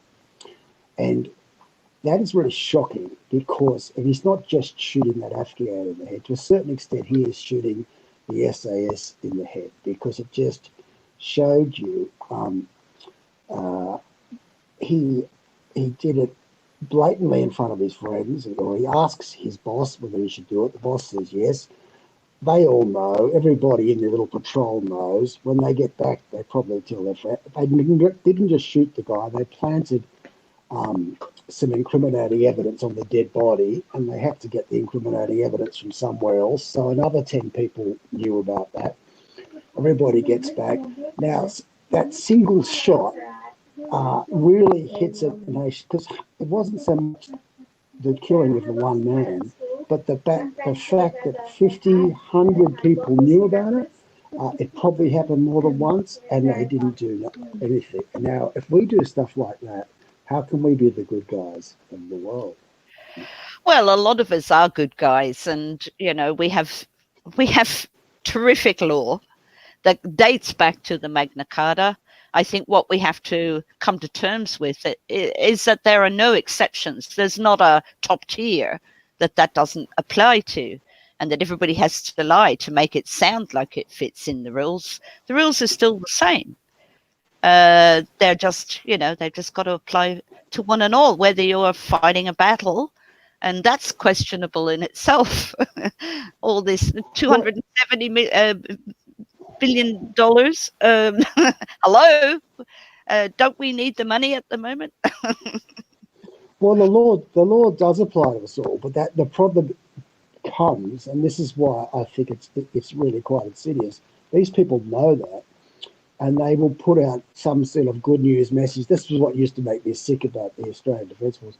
They had so many messages about, integrity and honesty are our touchstones. And they'd put out this it was like 1984. You'd have to walk past those messages all the time, and yet the same people putting out those messages woke up each morning and said, what lie am I going to tell today? Now it's a whole new level of sick. It was like as if the people that taught you the Magna Carta were actually serial killers. It's the same kind of sense of outrage that you would have got if you were a good priest and you joined the Catholic Church in Australia in the 70s and you saw a case of pedophilia, and then you complained about it, and then you complained about it, then you got moved around Australia and you saw the whole church was in. You can imagine that kind of shock when you suddenly realised it wasn't an isolated case. It went all the way to the top. It was affected everybody, and it was opposite to what you were meant to be doing. It's And that you got kind of excommunicated. exactly. That's the Australian Defence Force today. That's the Aussie way. It's not an isolated problem. It's endemic, and it's even worse because they talk a good game and they say, we're all about honesty, we're all about integrity, we're all about moral courage. They love that. There's not too many people that have ever stood up, but they're all about moral courage. Yeah. Well, David, I think in time, and I'm thinking of the long term, it will straighten itself out. Maybe not with your case, but in the long term, facts are facts and they become irrefutable. Well, there's great resistance to bury. It is a big information war, but we have to engage as many people as possible to fight on the side of facts, truth, justice, and the Australian way. I think we'll win. I think we'll win as well. But it's a hard battle, and we will only win by calling out crime when we see it. We can't look the other way. We've got to call it out, and we've got to call it how it is. Yeah, no matter of our whatever contract we sign. Yeah. Well, you can't contract not to report a crime. That's an illegal contract. I know the Australian government think that you can, but it goes as far back to the Magna Carta. And you can't make some sort of deal with someone and say, by the way, if I kill my wife and bury them in a shallow grave, you're not allowed to tell anybody. It's just it doesn't work that way. Excellent point. Excellent point. I'm going to hand it back to Alex now, who's been off for a break. Thank you. Talking to me, David. Thank you so much. Thank you so much, David. And I'm not sure while I was away, did that other audience question get asked? I think perhaps David had already answered it in some ways. I sent it to you, Kathy, or at least I sent it to everyone. Martin O'Connor, if David is successful in his case, what would he most like to see as the outcome of his revelations? Do you think you've covered that? Because I missed a bit. No, I haven't covered that actually. I think that I would like to see that some sort of truth and reconciliation. I'm not about just negativity. I think everybody's human. People make mistakes, but I would like to be involved in the rebuilding of the Defence Force. I'd like to be a consultant. I would like to go to the UK and see if I can help with Julian. So I've got a book being published, and I'd like to do kind of speaking tours. And everybody's human, and I would like to move forward where we get away from lessen political donations. I think that's a bit of a big problem. And I would like to sort of move towards truth in political advertising. And I think a lot of positive change can happen. And I would like to then, I guess, start a revolution in truth, as we said, in everything, to make, because you can be any kind of a, and that's what used to make very frustrating. You can do a lot legally in the world. You don't have to lie, and it's very frustrating for me to see so many lies and mistakes when they could have been prevented, and the truth would have done. We kill people by mistake in a war zone. We fess up to it and we look them in the eye and we say we're very sorry. We don't cover it up with a big bowl, because we're worried about someone's opinion poll. And I would like to start a revolution where we just start telling things how it is. But on a positive note, I'd like to help the ADF to rebuild itself. Right. Well, I mean, do you think that a certain extent our privacy that we have to trade for transparency is something that we're willing to trade, or do we feel that our privacy as people, we should still be also fighting to not be surveilled and not have all this stuff going on, but also be allowed to have the transparency? How do you feel about that? Do you feel that, you have to give away a certain amount of your privacy for your safety, and therefore then we can have transparent government? Do you think that that's the quid pro quo, if you like? Yeah, it's a good question, and privacy is a bit like the good question somebody raised before about what happens when the government doesn't follow its own laws.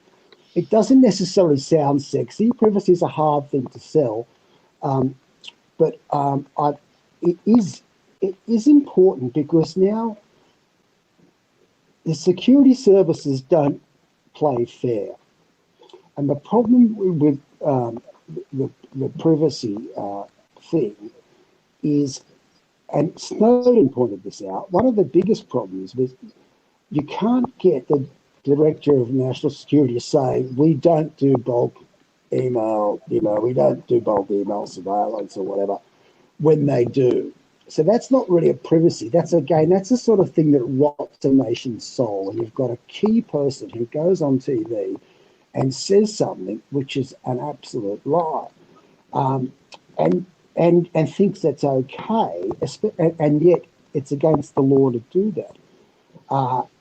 That was the big problem with that, is that we've become we rot our own soul, in thinking that we are protecting our freedoms.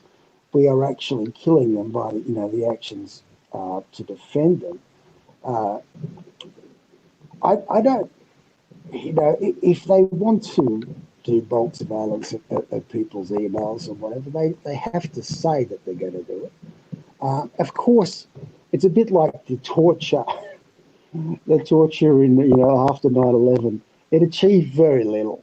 It had very little information kind of thing, and it achieved enormous amount of damage because it went against all our principles, black sites, and the privacy is the same, in the sense that if we lie about, if governments lie to their people about what they're doing, in order to look at information in our emails, we've damaged our nation more than anything we could have got out of the emails. And it's so anyone that works in the security business knows that if you're a terrorist who's actually capable of doing any damage, you don't use emails, you don't have a mobile phone, all these things that we think are so kind of smart.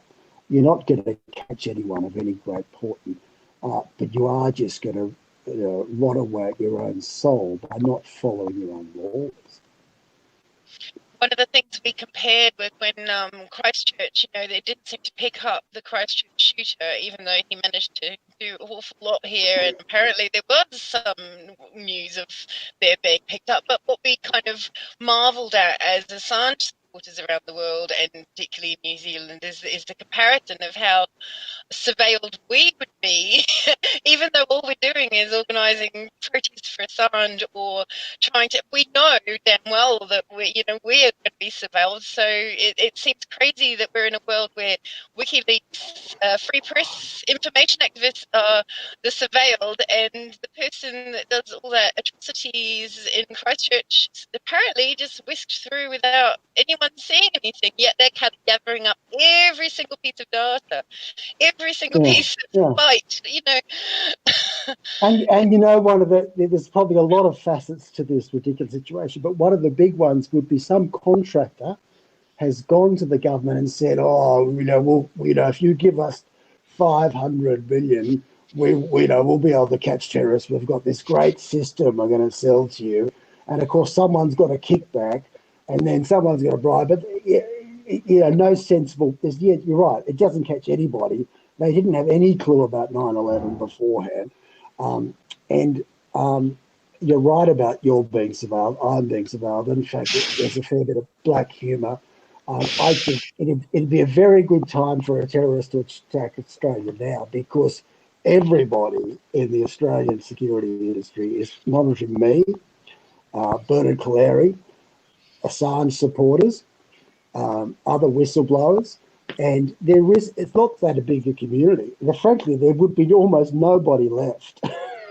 There'd be nobody left on the real terror. And the obscene thing is they don't see that's a problem. They would have spent millions and spent some operatives following me around. They probably followed me to Spain or whatever. And nobody's there is no adult supervision to say, is this guy actually a security threat? That's one of the things that worried me about the same as we saw in America, where the Democrats used the NSA to spy on Trump. There's no adult supervision to say, really, do you think you don't have probable cause, and do you think David McBride's really like a security threat? And yet to put 24/7 ASIO, no one, he's obviously a political agitator, but is he a security threat? And yet there's no one to say, there's no one sort of says, well, an ISIS guy with a record bombing up buildings, there's no one that says he's a real security threat and I'm not. And unfortunately, now that the ministers control ASIO and ISIS, if the minister doesn't like me, you've got 10 people assigned to you.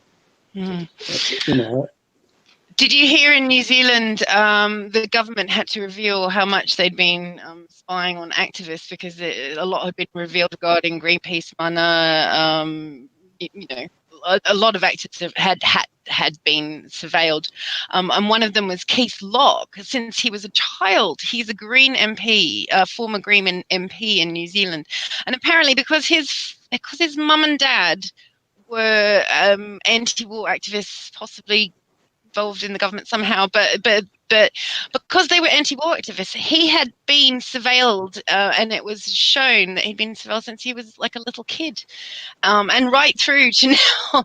And that came out. And I think Action for Assange, if Josh is still there, they'll confirm that we actually have a name for the spooks that keep pissing about with lives. That's it, Kevin. And we've got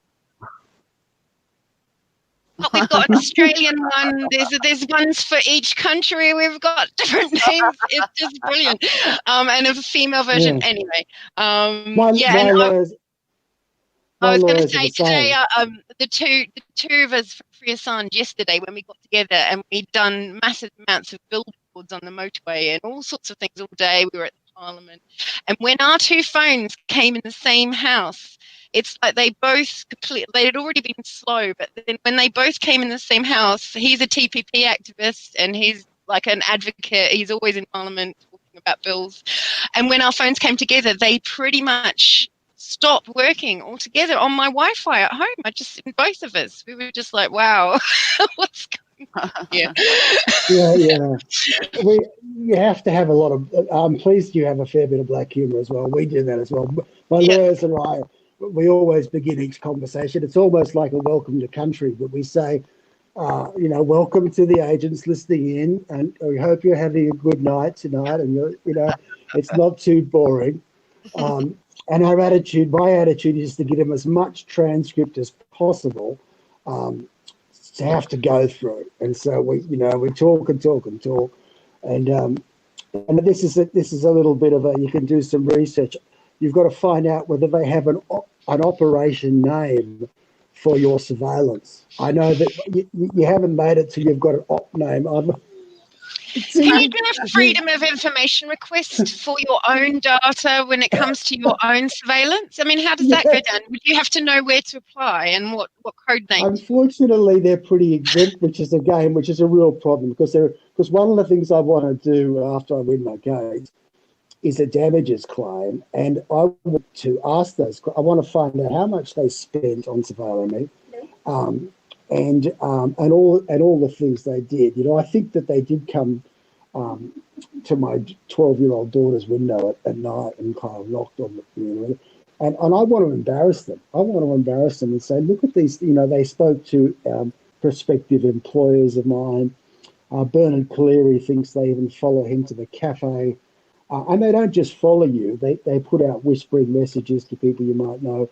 Yeah, I would love for that to be opened up in some sort of truth, just to shame them, even if it wasn't damages, but just to make the Australian public see what a bunch of gooses they are. And it'd be the same in your case. Even just a really silly glimpse that would be such a shareable moment. Like even if you could just give one little shed of light into one funny, and then it would be a viral thing. It would be wonderful. Yeah, exactly. Because sometimes embarrassment and humour is the best way. I mean, there was a big shock about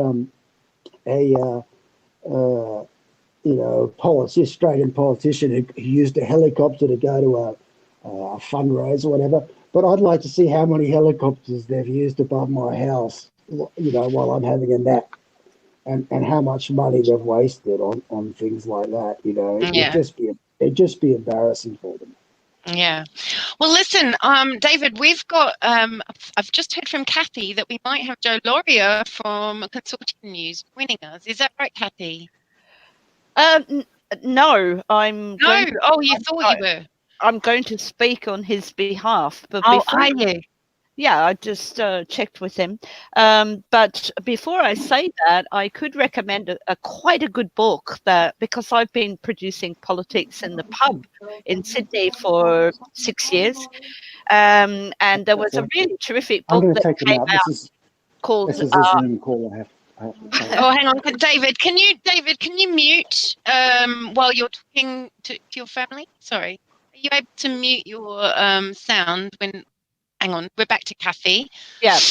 So David might be interested in this if he's still listening. But there's a terrific book called Our ASIO Files that Meredith Bergerman put together, and she came to Politics in the Pub to talk about that, and it was really hilarious. Now, these kinds of files are these files on people that they were released after 30 years, and so when people who Politics in the Pub in Sydney was born 30 years ago. Right, we're having our 30th anniversary. It's the oldest event of its kind, and it used to be visited by intelligence people and all that until they learned the technology and were able to do that remotely. But these all of these people that came over the years to Politics in the Pub, it turned out after 30 years they found out that they all had ASIO files on them. And so Meredith compiled a book of people talking about what was in their ASIO files, and it was the most ridiculous amount of trivia and stupid assumptions, even like about certain people that visited their houses, and it was people who'd come to fix the fridge or, that kind of thing. But so on behalf of Joe, and I don't know if David is still listening, but and me as well, because I'm the producer of the show, we'd like to, and we've been interested for a long time in inviting David McBride onto CN Live.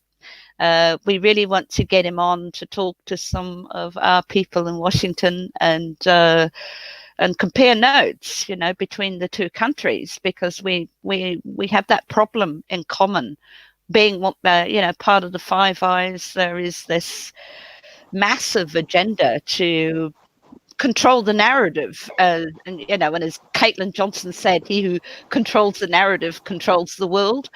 But this is a major problem at the beginning. Well, now 2 decades into the 21st century, and things should be different by now. But it's a problem that we have to solve, and it would be a real pleasure to have David on Consortium News come on and talk to us and our public. So if David do that, I'd love it. I'd love it. Oh, And I can tell you, it really helps me because to know you're not alone. And most of the time I thought I was alone, and I was very, very down. And to hear other people from around the world, especially in America, really know what's going on, professionals like me, it is just music to my ears. I just love it. I feel like $1 million afterwards, even if just hearing about other scams going on in other parts of the world, let alone talking about my own. I just love it. And I did one already. I don't think it was, and I didn't even really know who it was. And I just kind of picked up the phone, and I was half asleep. And it buoyed me so much that I'd love it. So anytime you want to call, I'd love to chat. Lovely. Thank you very much. Over to you. I actually had a wonderful experience at a Juneteenth party, which is sort of race related, and it also happens to be my friend's birthday party. But she didn't want to celebrate it. She wanted everyone to come and show their talents or do a speech. And we had this girlfriend of mine came in Abraham Lincoln beard and did the founding fathers speech with beautiful singing by a black choir. Swing Low, Sweet Chariot going on in the background with a video screen. Well, Kathy, after that, I got up and I did Let the Light In. I did exactly what I did at Politics at the Pub in Sydney. I flew over to Sydney for one day and did it. Got fundraising, you know. And so we did. Kathy had recut a video which I made quite crudely one Christmas Eve, and it went to 300,000 impressions on Twitter. It was insane that day, but it was a pretty crude video. Like, it used my old candle photos from a couple of years ago. And the reason I did it was because Alex Taylor was a major sort of inspiration for me to play the violin in the first place for activism. And then he asked me to play it along with this song because he felt it was a bit empty. So I played the second violin part. Well, at this Juneteenth party last week, I played the violin again with the video playing on a big screen beside me. About 40 people in the room. First party since COVID. You know, we're not in the COVID lockdown in New Zealand. We're very open now. And so it was one of the first parties that I've been to. Lots of people all sitting around listening to these speeches, and I did my thing. And I gave a very light speech because I didn't want to go too deep down the rabbit hole on a birthday. And so I just said, you know, if you think this isn't about you, this man, it's about, you know, this is about free press, it's about information. And I kept it quite light, and I just said, you know, anyone can organise birthday celebrations in 62 cities, whatever your passion is, you could do it. I'm just a mum from Island Bay, you know, all that sort of stuff. And I finished my speech. And this woman from across the room, she piped up, she went, well, there's another side to this story. And I heard the S and I thought, oh, crikey, I can't do this in front of kids and whole families and everything. I can't do Sweden. I can't do this right now. And you know what it was? It wasn't Sweden. It would have been Sweden 2 years ago. It would have been, but no, it was Seth Rich, and a school teacher from my local area comes back at the whole room and went down the rabbit hole with Seth Rich, and it was really fascinating, like a completely different perspective, and it was really well received by the whole audience, especially after Let the Light In, Kathy. It was really, really heartwarming to feel that there were people even in your local community that knew all the same kind of information potentially as you know. It was interesting. So, and in fact, I was going to get Josh to play Let the Light In at a convenient moment, and then we can have a chat and whatever behind the scene. But did you still want to about Joe, what Joe wanted to say as well more? No, the invitation was what Joe wanted. Right. Okay. And by the way, David, I'm in Sydney. I'm the producer of the show, but I'm in Sydney. This is a US-Australian production now. we're claiming part of it. So that's why you're seeing Mark Davis give his revelations on CN Live. That's why you've got Mary Costacadis, Quentin Dempster, and Tony Kevin, former ambassador to Cambodia and Poland. This is why you've got some significant Australians that have got a voice now in that neck of the woods. And is Joe in Sydney, in Australia these days, or is he back in America now? Joe is safe wherever he is. Okay. Oh, okay. We're not saying that. All right. I didn't realise that. I just was wondering where he got to. But no, he's here. He's here. Yeah, yeah, okay, great. yeah. Okay. He's in the Sydney bureau. Okay, wonderful. So I'm glad you were able to invite David, and that all worked out really well, and that's been a really great session.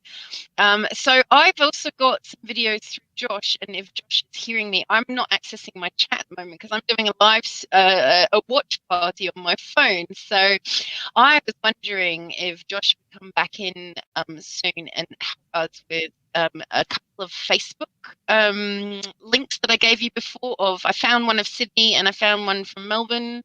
But yeah, you also had another. Did you have Let the Light In queued up? Was that? Yep. Okay, well, Kathy, do you want to give an introduction about what you did to the beautiful Let the Light In video, which Yes, I do.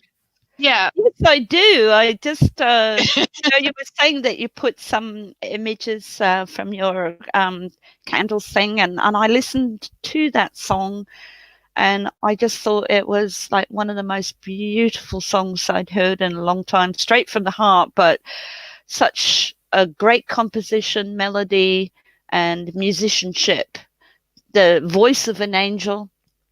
And well, I had quite a lot of images because I've been, I guess I've been making activist films probably for the first time in my life, but since 2010, particularly about WikiLeaks, but other things as well, and Indigenous rights and refugees and all that kind of thing as well. But when I saw this film, I just thought, well, I could maybe add to this, and I had some beautiful images of a film that I did with John Pilger, and I thought that the pace of that would be nice and slow, and time to think of things that would be just right for the meaning of this song. And yeah, it kind of brings a little tear to my eyes still when I listen to it. So well done, you. And thank you so much for coming the whole way from New Zealand to Sydney to play along with it. That was because of extraordinary.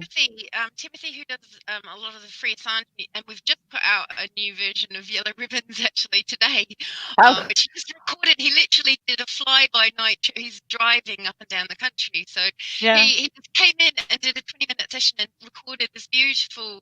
I haven't put violin to it yet, but I will for the candles video. And he recorded the Yellow Ribbons in the sitting room in 20 minutes, and then he was out the door again. Right. But yeah, it was thanks to him actually. Is that another song then? To get there to Sydney because it was a crazy thing to do, and I had to be back. Yeah. I think it was a birthday party I had to get back for my children or something, wasn't it? Silly, but Is that song "Tie a Yellow Ribbon Round the Old Oak Tree"? Yeah, but we've changed the words. I hope you did it justice. Well, he's don't like that one.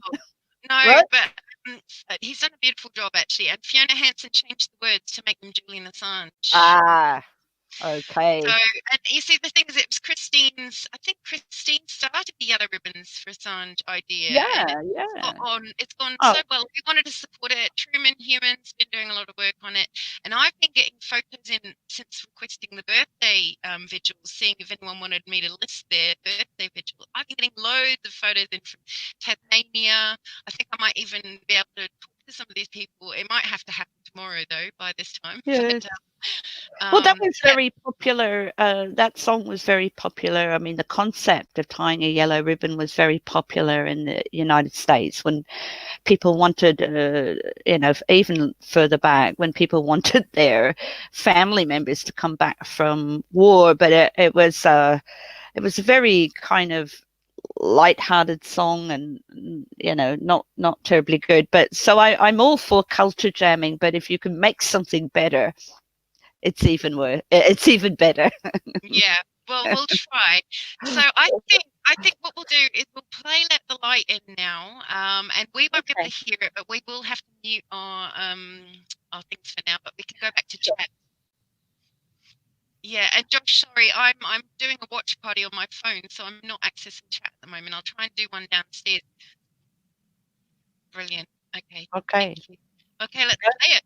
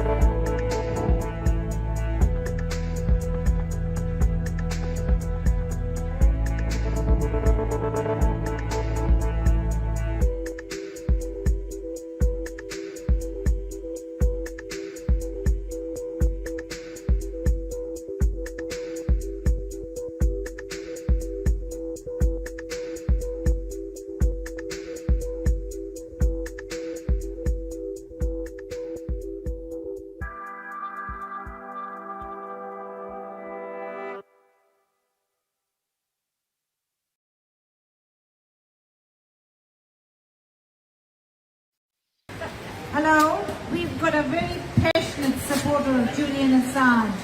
She comes to nearly all our rituals and she wants us to read a little message. It's a message straight from the heart from Christina. She wrote it herself. So please. As Julian says, the best way to achieve justice is to expose injustice. That's what Mr. Julian Assange's scientific journalism achieves, justice.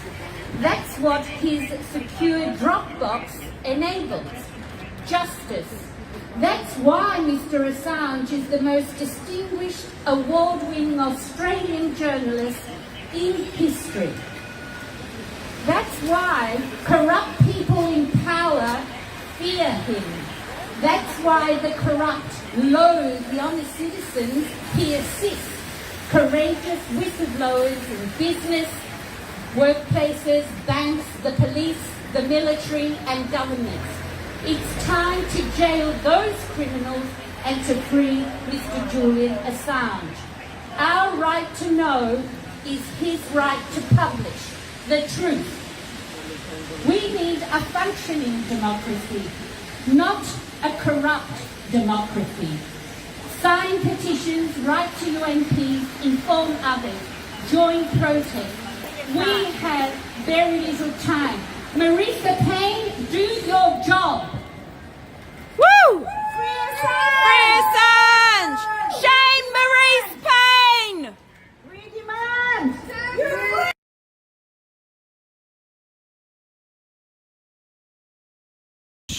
To set up some candles for Julian. We're down here at Bondi Beach to set up some candles for Julian for his 49th birthday. Unfortunately the wind has blown them out, but you can see there's a lot of support for Julian. Wishing you were here. All the best.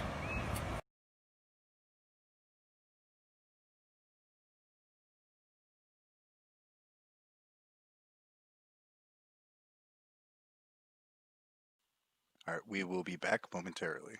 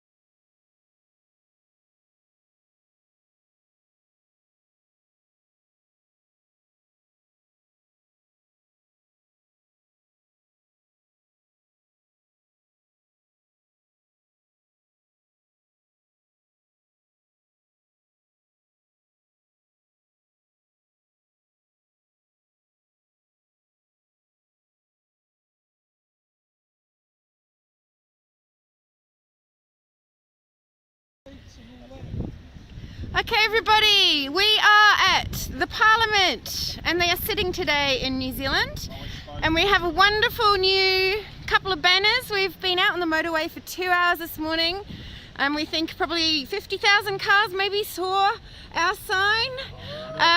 We can change the dates in the future so it's reusable. We have a protest tomorrow at 4 o'clock. Cuba Street and Left Bank, and we are celebrating Julian Assange's birthday. How many birthdays is this man going to be locked up for just reporting war crimes? How many? How many for telling the truth? How many for exposing genocide? How many for exposing ecocide? Like, we have just seen all the truth through WikiLeaks, and no other media organisation has had that record, have they? That's right. So can I get in the picture? Someone hold it for me and I'm going to jump in. Oh, thank you, sweetie. Thank you. Awesome. You hold it like that. And I'm going to go. That's it. So, huge thank you to Greg and Amanda and everyone from Free Assange New Zealand who made these happen. Yeah. It's still happening. Cuba Street tomorrow. Hi, world. Happy birthday, Julian. It's going to be in 36 cities, and New Zealand helped organise that. So please get on board. Yay! Yay! Free the truth! Thank you so much. Oh, cheers.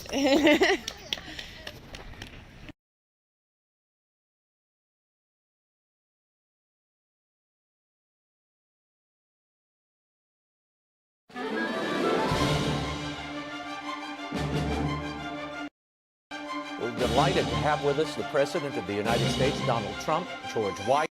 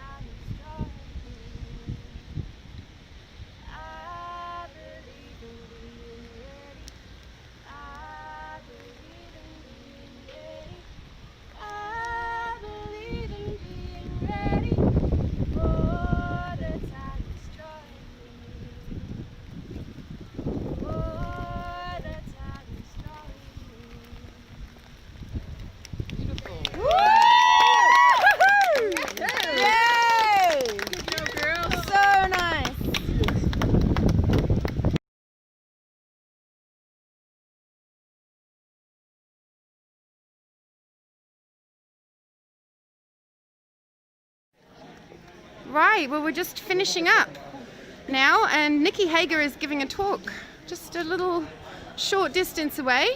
So we've got still a little crew left over 2 hours later. Really lovely, and thank you so much for all coming. And there's Free Julian. Maybe I can get in it too and someone can hold it. And does anyone want to say any messages for Julian on his birthday? Here you go. It's Free videoing. Assange. It's videoing. Your hand. Yep.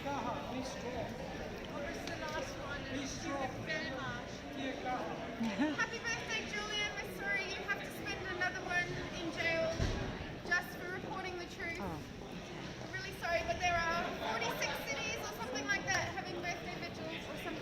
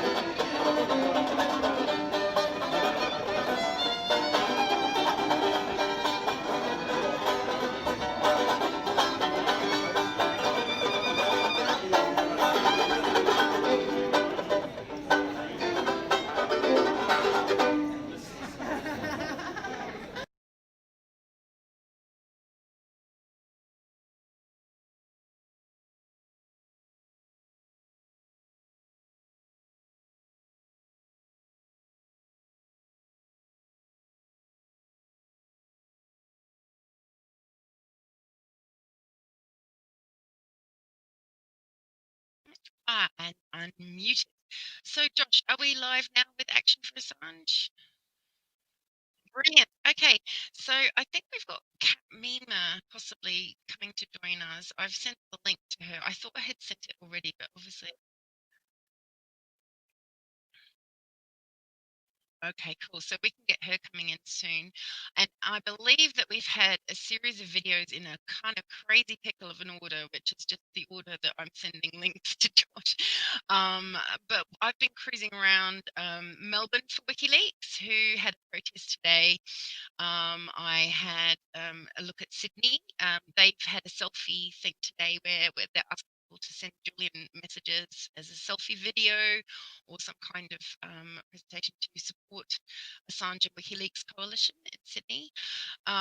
Also there you would have seen a beautiful duet by a couple of girls at the protest yesterday, and they reached out to us because they happened to be going to Parliament the same day for protest, and they realised that their issues were exactly the same as our issues. They were fighting the COVID bill from a whole bunch of different perspectives, to do with children, to do with human rights, to do with surveillance, all those things, and transparency. And they reached out to Free Assange New Zealand, and so we had a sort of joint protest at Parliament yesterday, sort of a pre-birthday party, and that footage might have been going out as well. And you might have seen a flag there. It's a really important old flag of New Zealand, sort of harks back to we'd love it to be Aotearoa, not Corporation New Zealand, and that's the original Maori flag, and it's a very powerful symbol here, I think. So it was quite nice to get some footage of it at Parliament at Beehive. We call our Parliament here Beehive. I suppose they built that building thinking it was like a busy bee, a hive.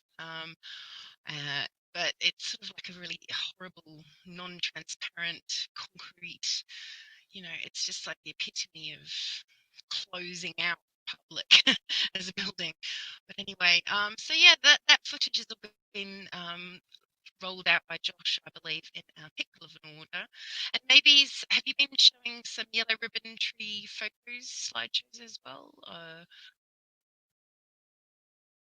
Cool.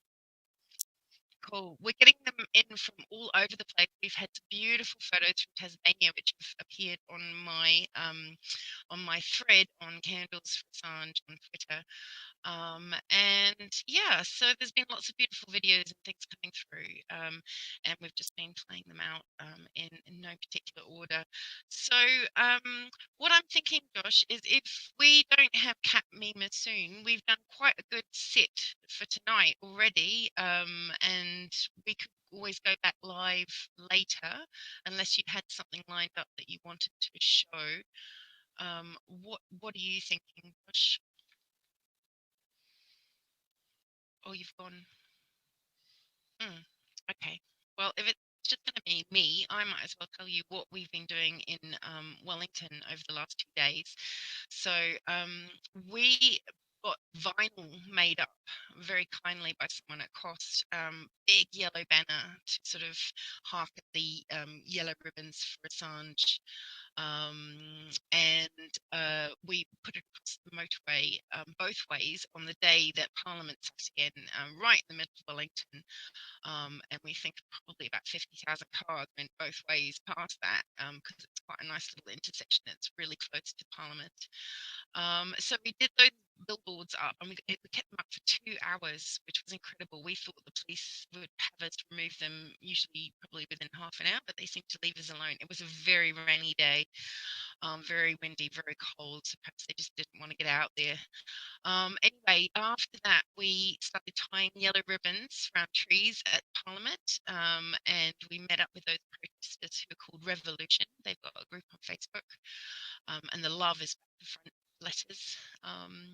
Revolution, and they're protesting for transparency and surveillance in New Zealand, which is a very heavily surveilled country.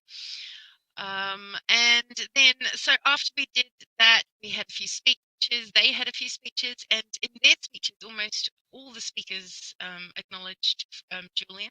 Some of them spoke at length about him, and so it was really refreshing, because normally we would have at a Free Assange New Zealand protest, 20 people, something like that, but it was a much bigger crowd. It's probably about 40 or 50.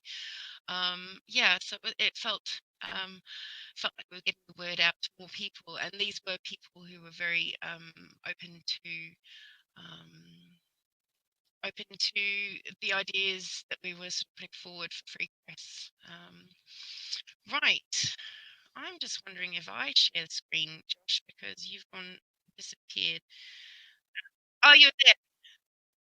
Yeah, so I was just saying, if Cat Mima isn't going to come in the stream right now, and I have,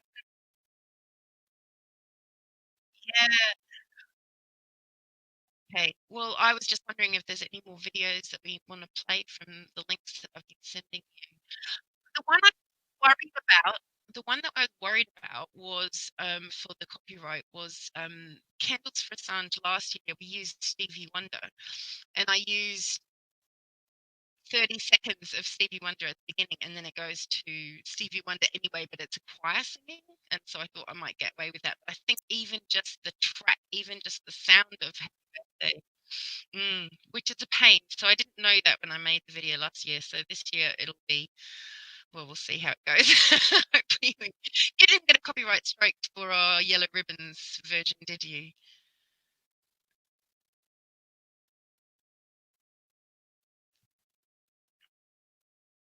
Yeah, have you got some music with that as well?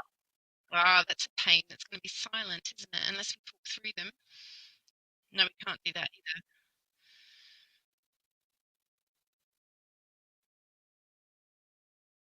I've got a video of us being accosted by guards at Parliament, which is quite interesting. Which I could send you, which hasn't got any music in it. I can promise that. If you're interested, yeah. So I hopefully, I don't know if it breaks into music at the end of it, because I do tend to do things like that. But I'm just going to send you a link now for basically we were at Parliament, and we were just trying to collect names and addresses of other supporters who were with us, protesting. And so we had clipboards, and they were signing in, and they wouldn't let us write down names. They wouldn't let us take down contact details of other people. Yes, and we couldn't believe it.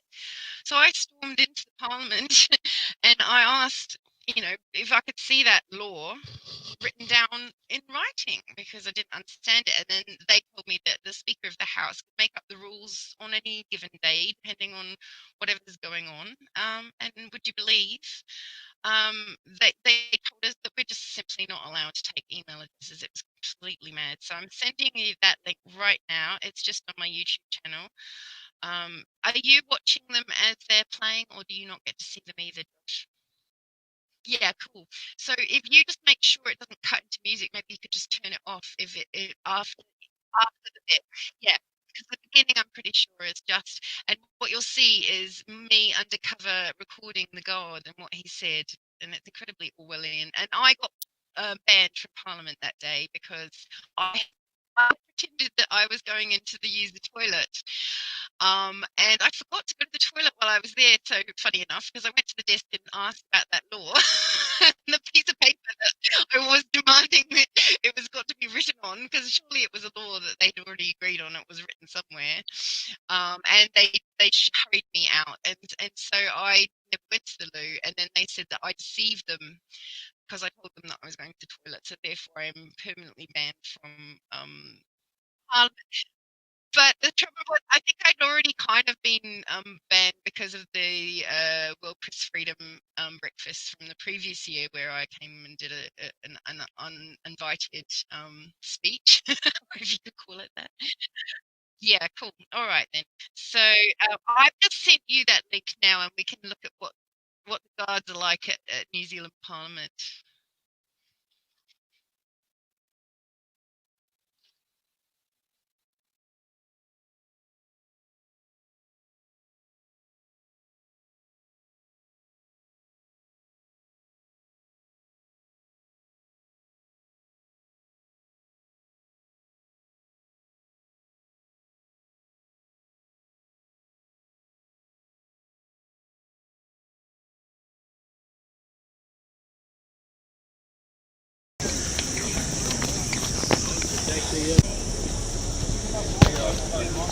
Can you tell me what on earth it came out of?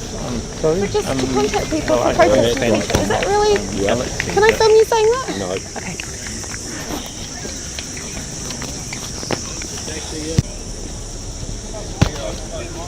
Can you tell me what on earth it came out of? Sorry?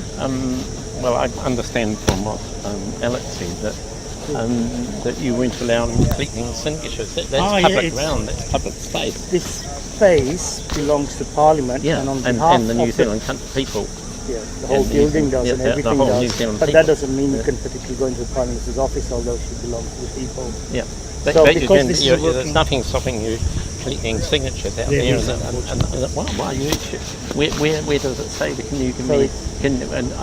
This is totally new because I've been active in campaigns for 50 years, and I've never ever heard of that.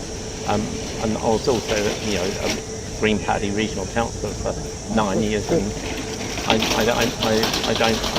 Can you tell me where that's come from? Who's made that? That comes from the Speaker's office, Speaker of Parliament. So the Speaker of the Parliament, and when did he issue that decree? He's been for years and years. You can look That you're not allowed to collect signatures on Parliament grounds. Then you'll understand why. You don't have to agree, of course. It's your right not to agree. You see, this Parliament belongs to everyone. Yeah. And if you start allowing people to collect signatures of your pamphlets from one particular organisation, it means people on Parliament are seen to be promoting one particular thing, whereas the people for everyone has their own views. So to avoid that, so you can go outside the Parliament grounds on the road and do it. That's fine. I can't. That seemed pretty bizarre to me. The reasoning behind it just seemed completely rational. It's so that everyone is actually a petition is giving voice to the people, and you can have multiple petitions. You could have one doing one side and one doing another side, and it's a free. Then what will happen is people start getting. Well, in New and Zealand, then you have issues. New Zealand, so to avoid that, people are more respectful of each other. Fortunately, we haven't had this sort of war. Only extremists like this guy that incites you. But that is not behaviour from 99%. I've been here 2 years and I've seen police having to break up here because two people had opposing views. So it's you always can have two. So that's two the reasoning people behind that. But that's not. I mean, if somebody were fighting, then obviously you need police or somebody to intervene to stop. You could always write. That's not the you could always write to the Speaker and ask why this is.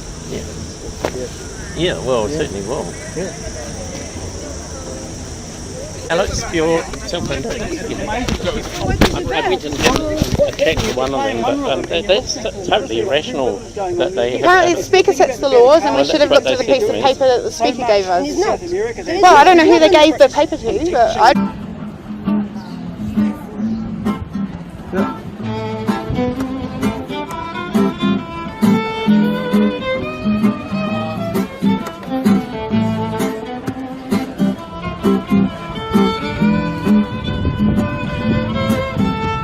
Chasing him yesterday, and he had to stow himself away. He had to take extreme caution, cause they were very strong.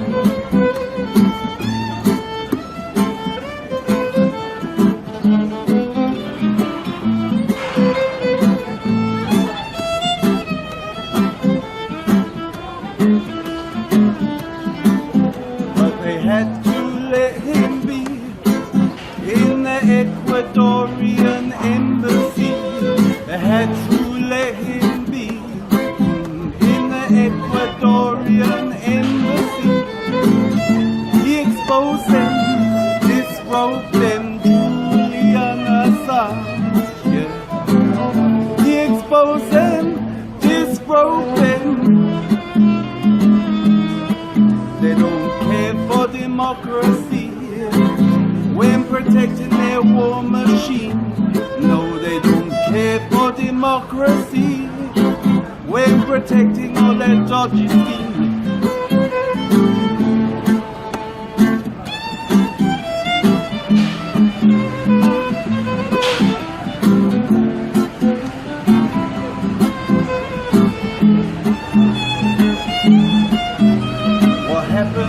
freedom of press and freedom to express, freedoms of speech. Do they apply to WikiLeaks? Now they want him to expose them, enemies of their state. Now they want him to expose them because of Russiagate. And he exposed them, disposed them, Julian Assange.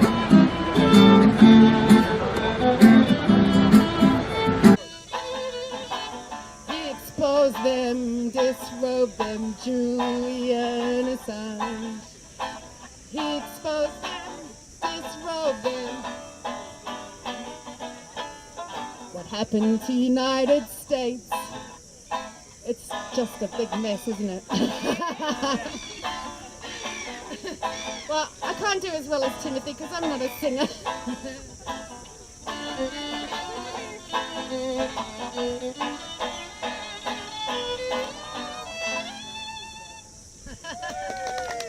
I tried.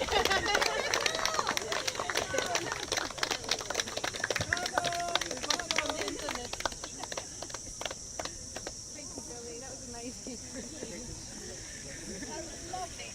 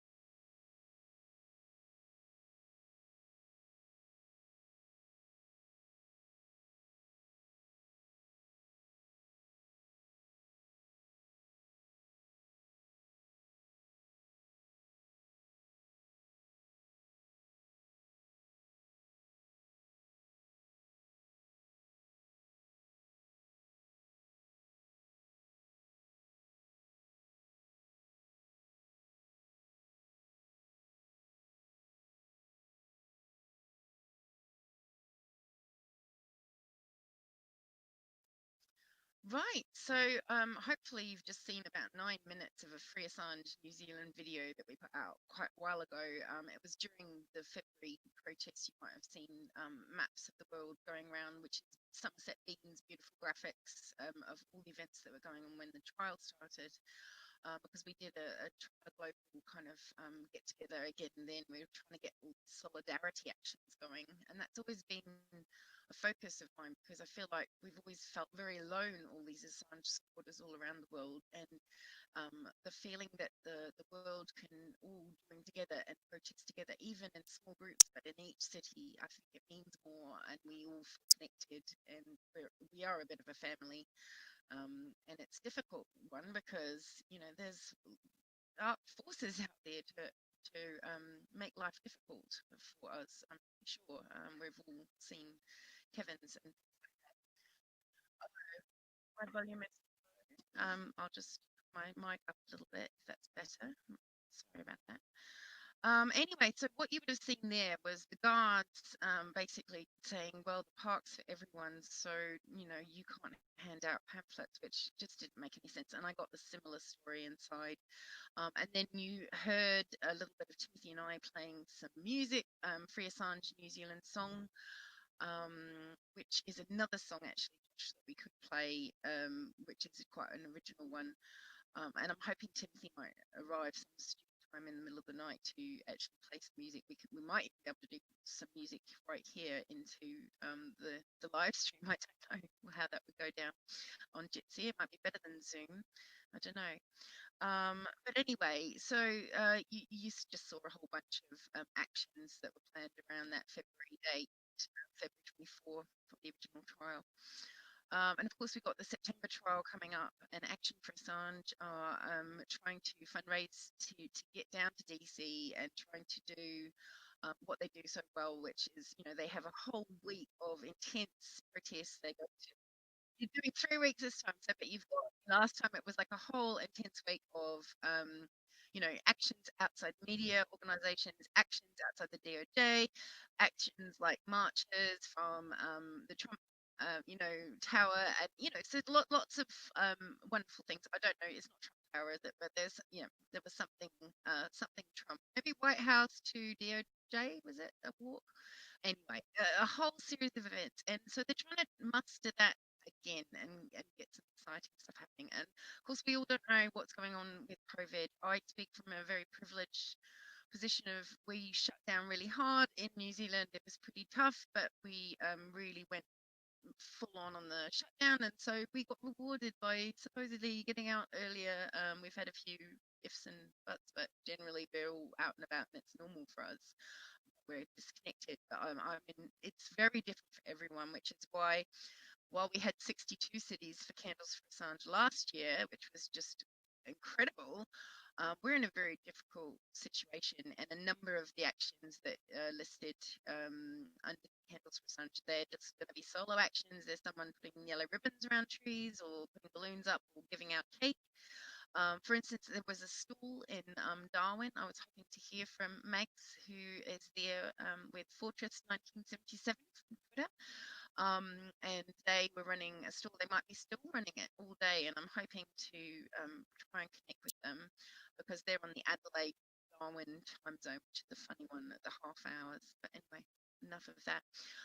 Probably as part of the slideshow that you might have seen, or you will see, there is a schedule, and what it is 24-hour clock, all the hours of 24-hour clock across all the time zones horizontally. So you've got New Zealand first, because we see the sunlight first, then you've got Sydney, then you've got Adelaide Darwin line, which is the half-hour one, then you've got your Perth, and then we go all the way to Vienna time zone, London, which is European Central Time, and then we've got London time zone, and then it goes over to Rio, and then Washington DC time, and then Mexico time, Denver time, because I've had to allow for all the cities so that they can all know when everyone else's events is on, and then it's easier to come into things like this from all different countries around the world. Because here in New Zealand, we've done our protests, it's nighttime, and yeah, we're all done here. I think, not me. I'm going to stay up all night if I need to, and keep on going live whenever there is something. So what we were thinking is that we will have a break unless Kat Nima arrives in a nick of time and we can have a conversation with her. But if not, we will have a little break and we will try and come back probably for London, which will be running a vigil all day. And there's a special event happening at 5 p.m. British time. That's UTC +1. But they are literally going to be there in the next 10 minutes or so from midday right through to 7 or 8 p.m. We're hoping to cut live to either Dave Simpson on the ground there or Ali May 101234 on Twitter. Gosh, that's good memory, isn't it? But she's very special. And so we've got a whole bunch of people we want to cut to. One of the most beautiful sounding ones is Tulsa. It's going to release some balloons at the end of their walk, which is a 3-hour walk starting for Bear Fountain from memory. But it's all on the schedule, which you'll find on Candles for Assange on Facebook and also on Candles for Assange on the thread, which is pinned to my tweet, and it's a very long one. At the very bottom, you will find a new schedule from me, which is hopefully a little bit easier to understand for all those time zones. So no Cat Mima yet, Josh? No. All right, so I think we all need to have a little rest, and we will come back and we will try. I think we missed out on getting it onto Facebook through Unity 4J, which was how we got so many views. Oh, right, I couldn't see it coming up live. So. Yeah, no, I found yours. Yeah, no, I found yours. Yours is there, but we did it before on Unity 4J for the April 11th. Yeah, so I think I'm gonna get Joe or someone to help me in the morning, and maybe we can start streaming it off onto Facebook on Unity 4J. That was really good. Yeah. And in the meantime, I'm going to ask anyone who is able to, hold a watch party when you next see us come up live, because the schedule is quite hard to figure out when we're coming out live. Right now here in New Zealand, it is 10:47. So 11 o'clock on my schedule here says London has actually started. I mean, we could actually ring them and even go live to them and see what it looks like, but it would be literally the first minute. And I bet you, knowing how organisers are, I'm pretty sure that it's going to be hectic beginning until it settles down a bit. So, all right, I think that's the best thing. We'll have a break and we will see you soon with more videos from around the world, and we'll try and find all those photos that have been coming in with yellow ribbons and yellow balloons and cakes and all those things. So thank you very much, guys. Thanks for listening so far, and tune in again soon.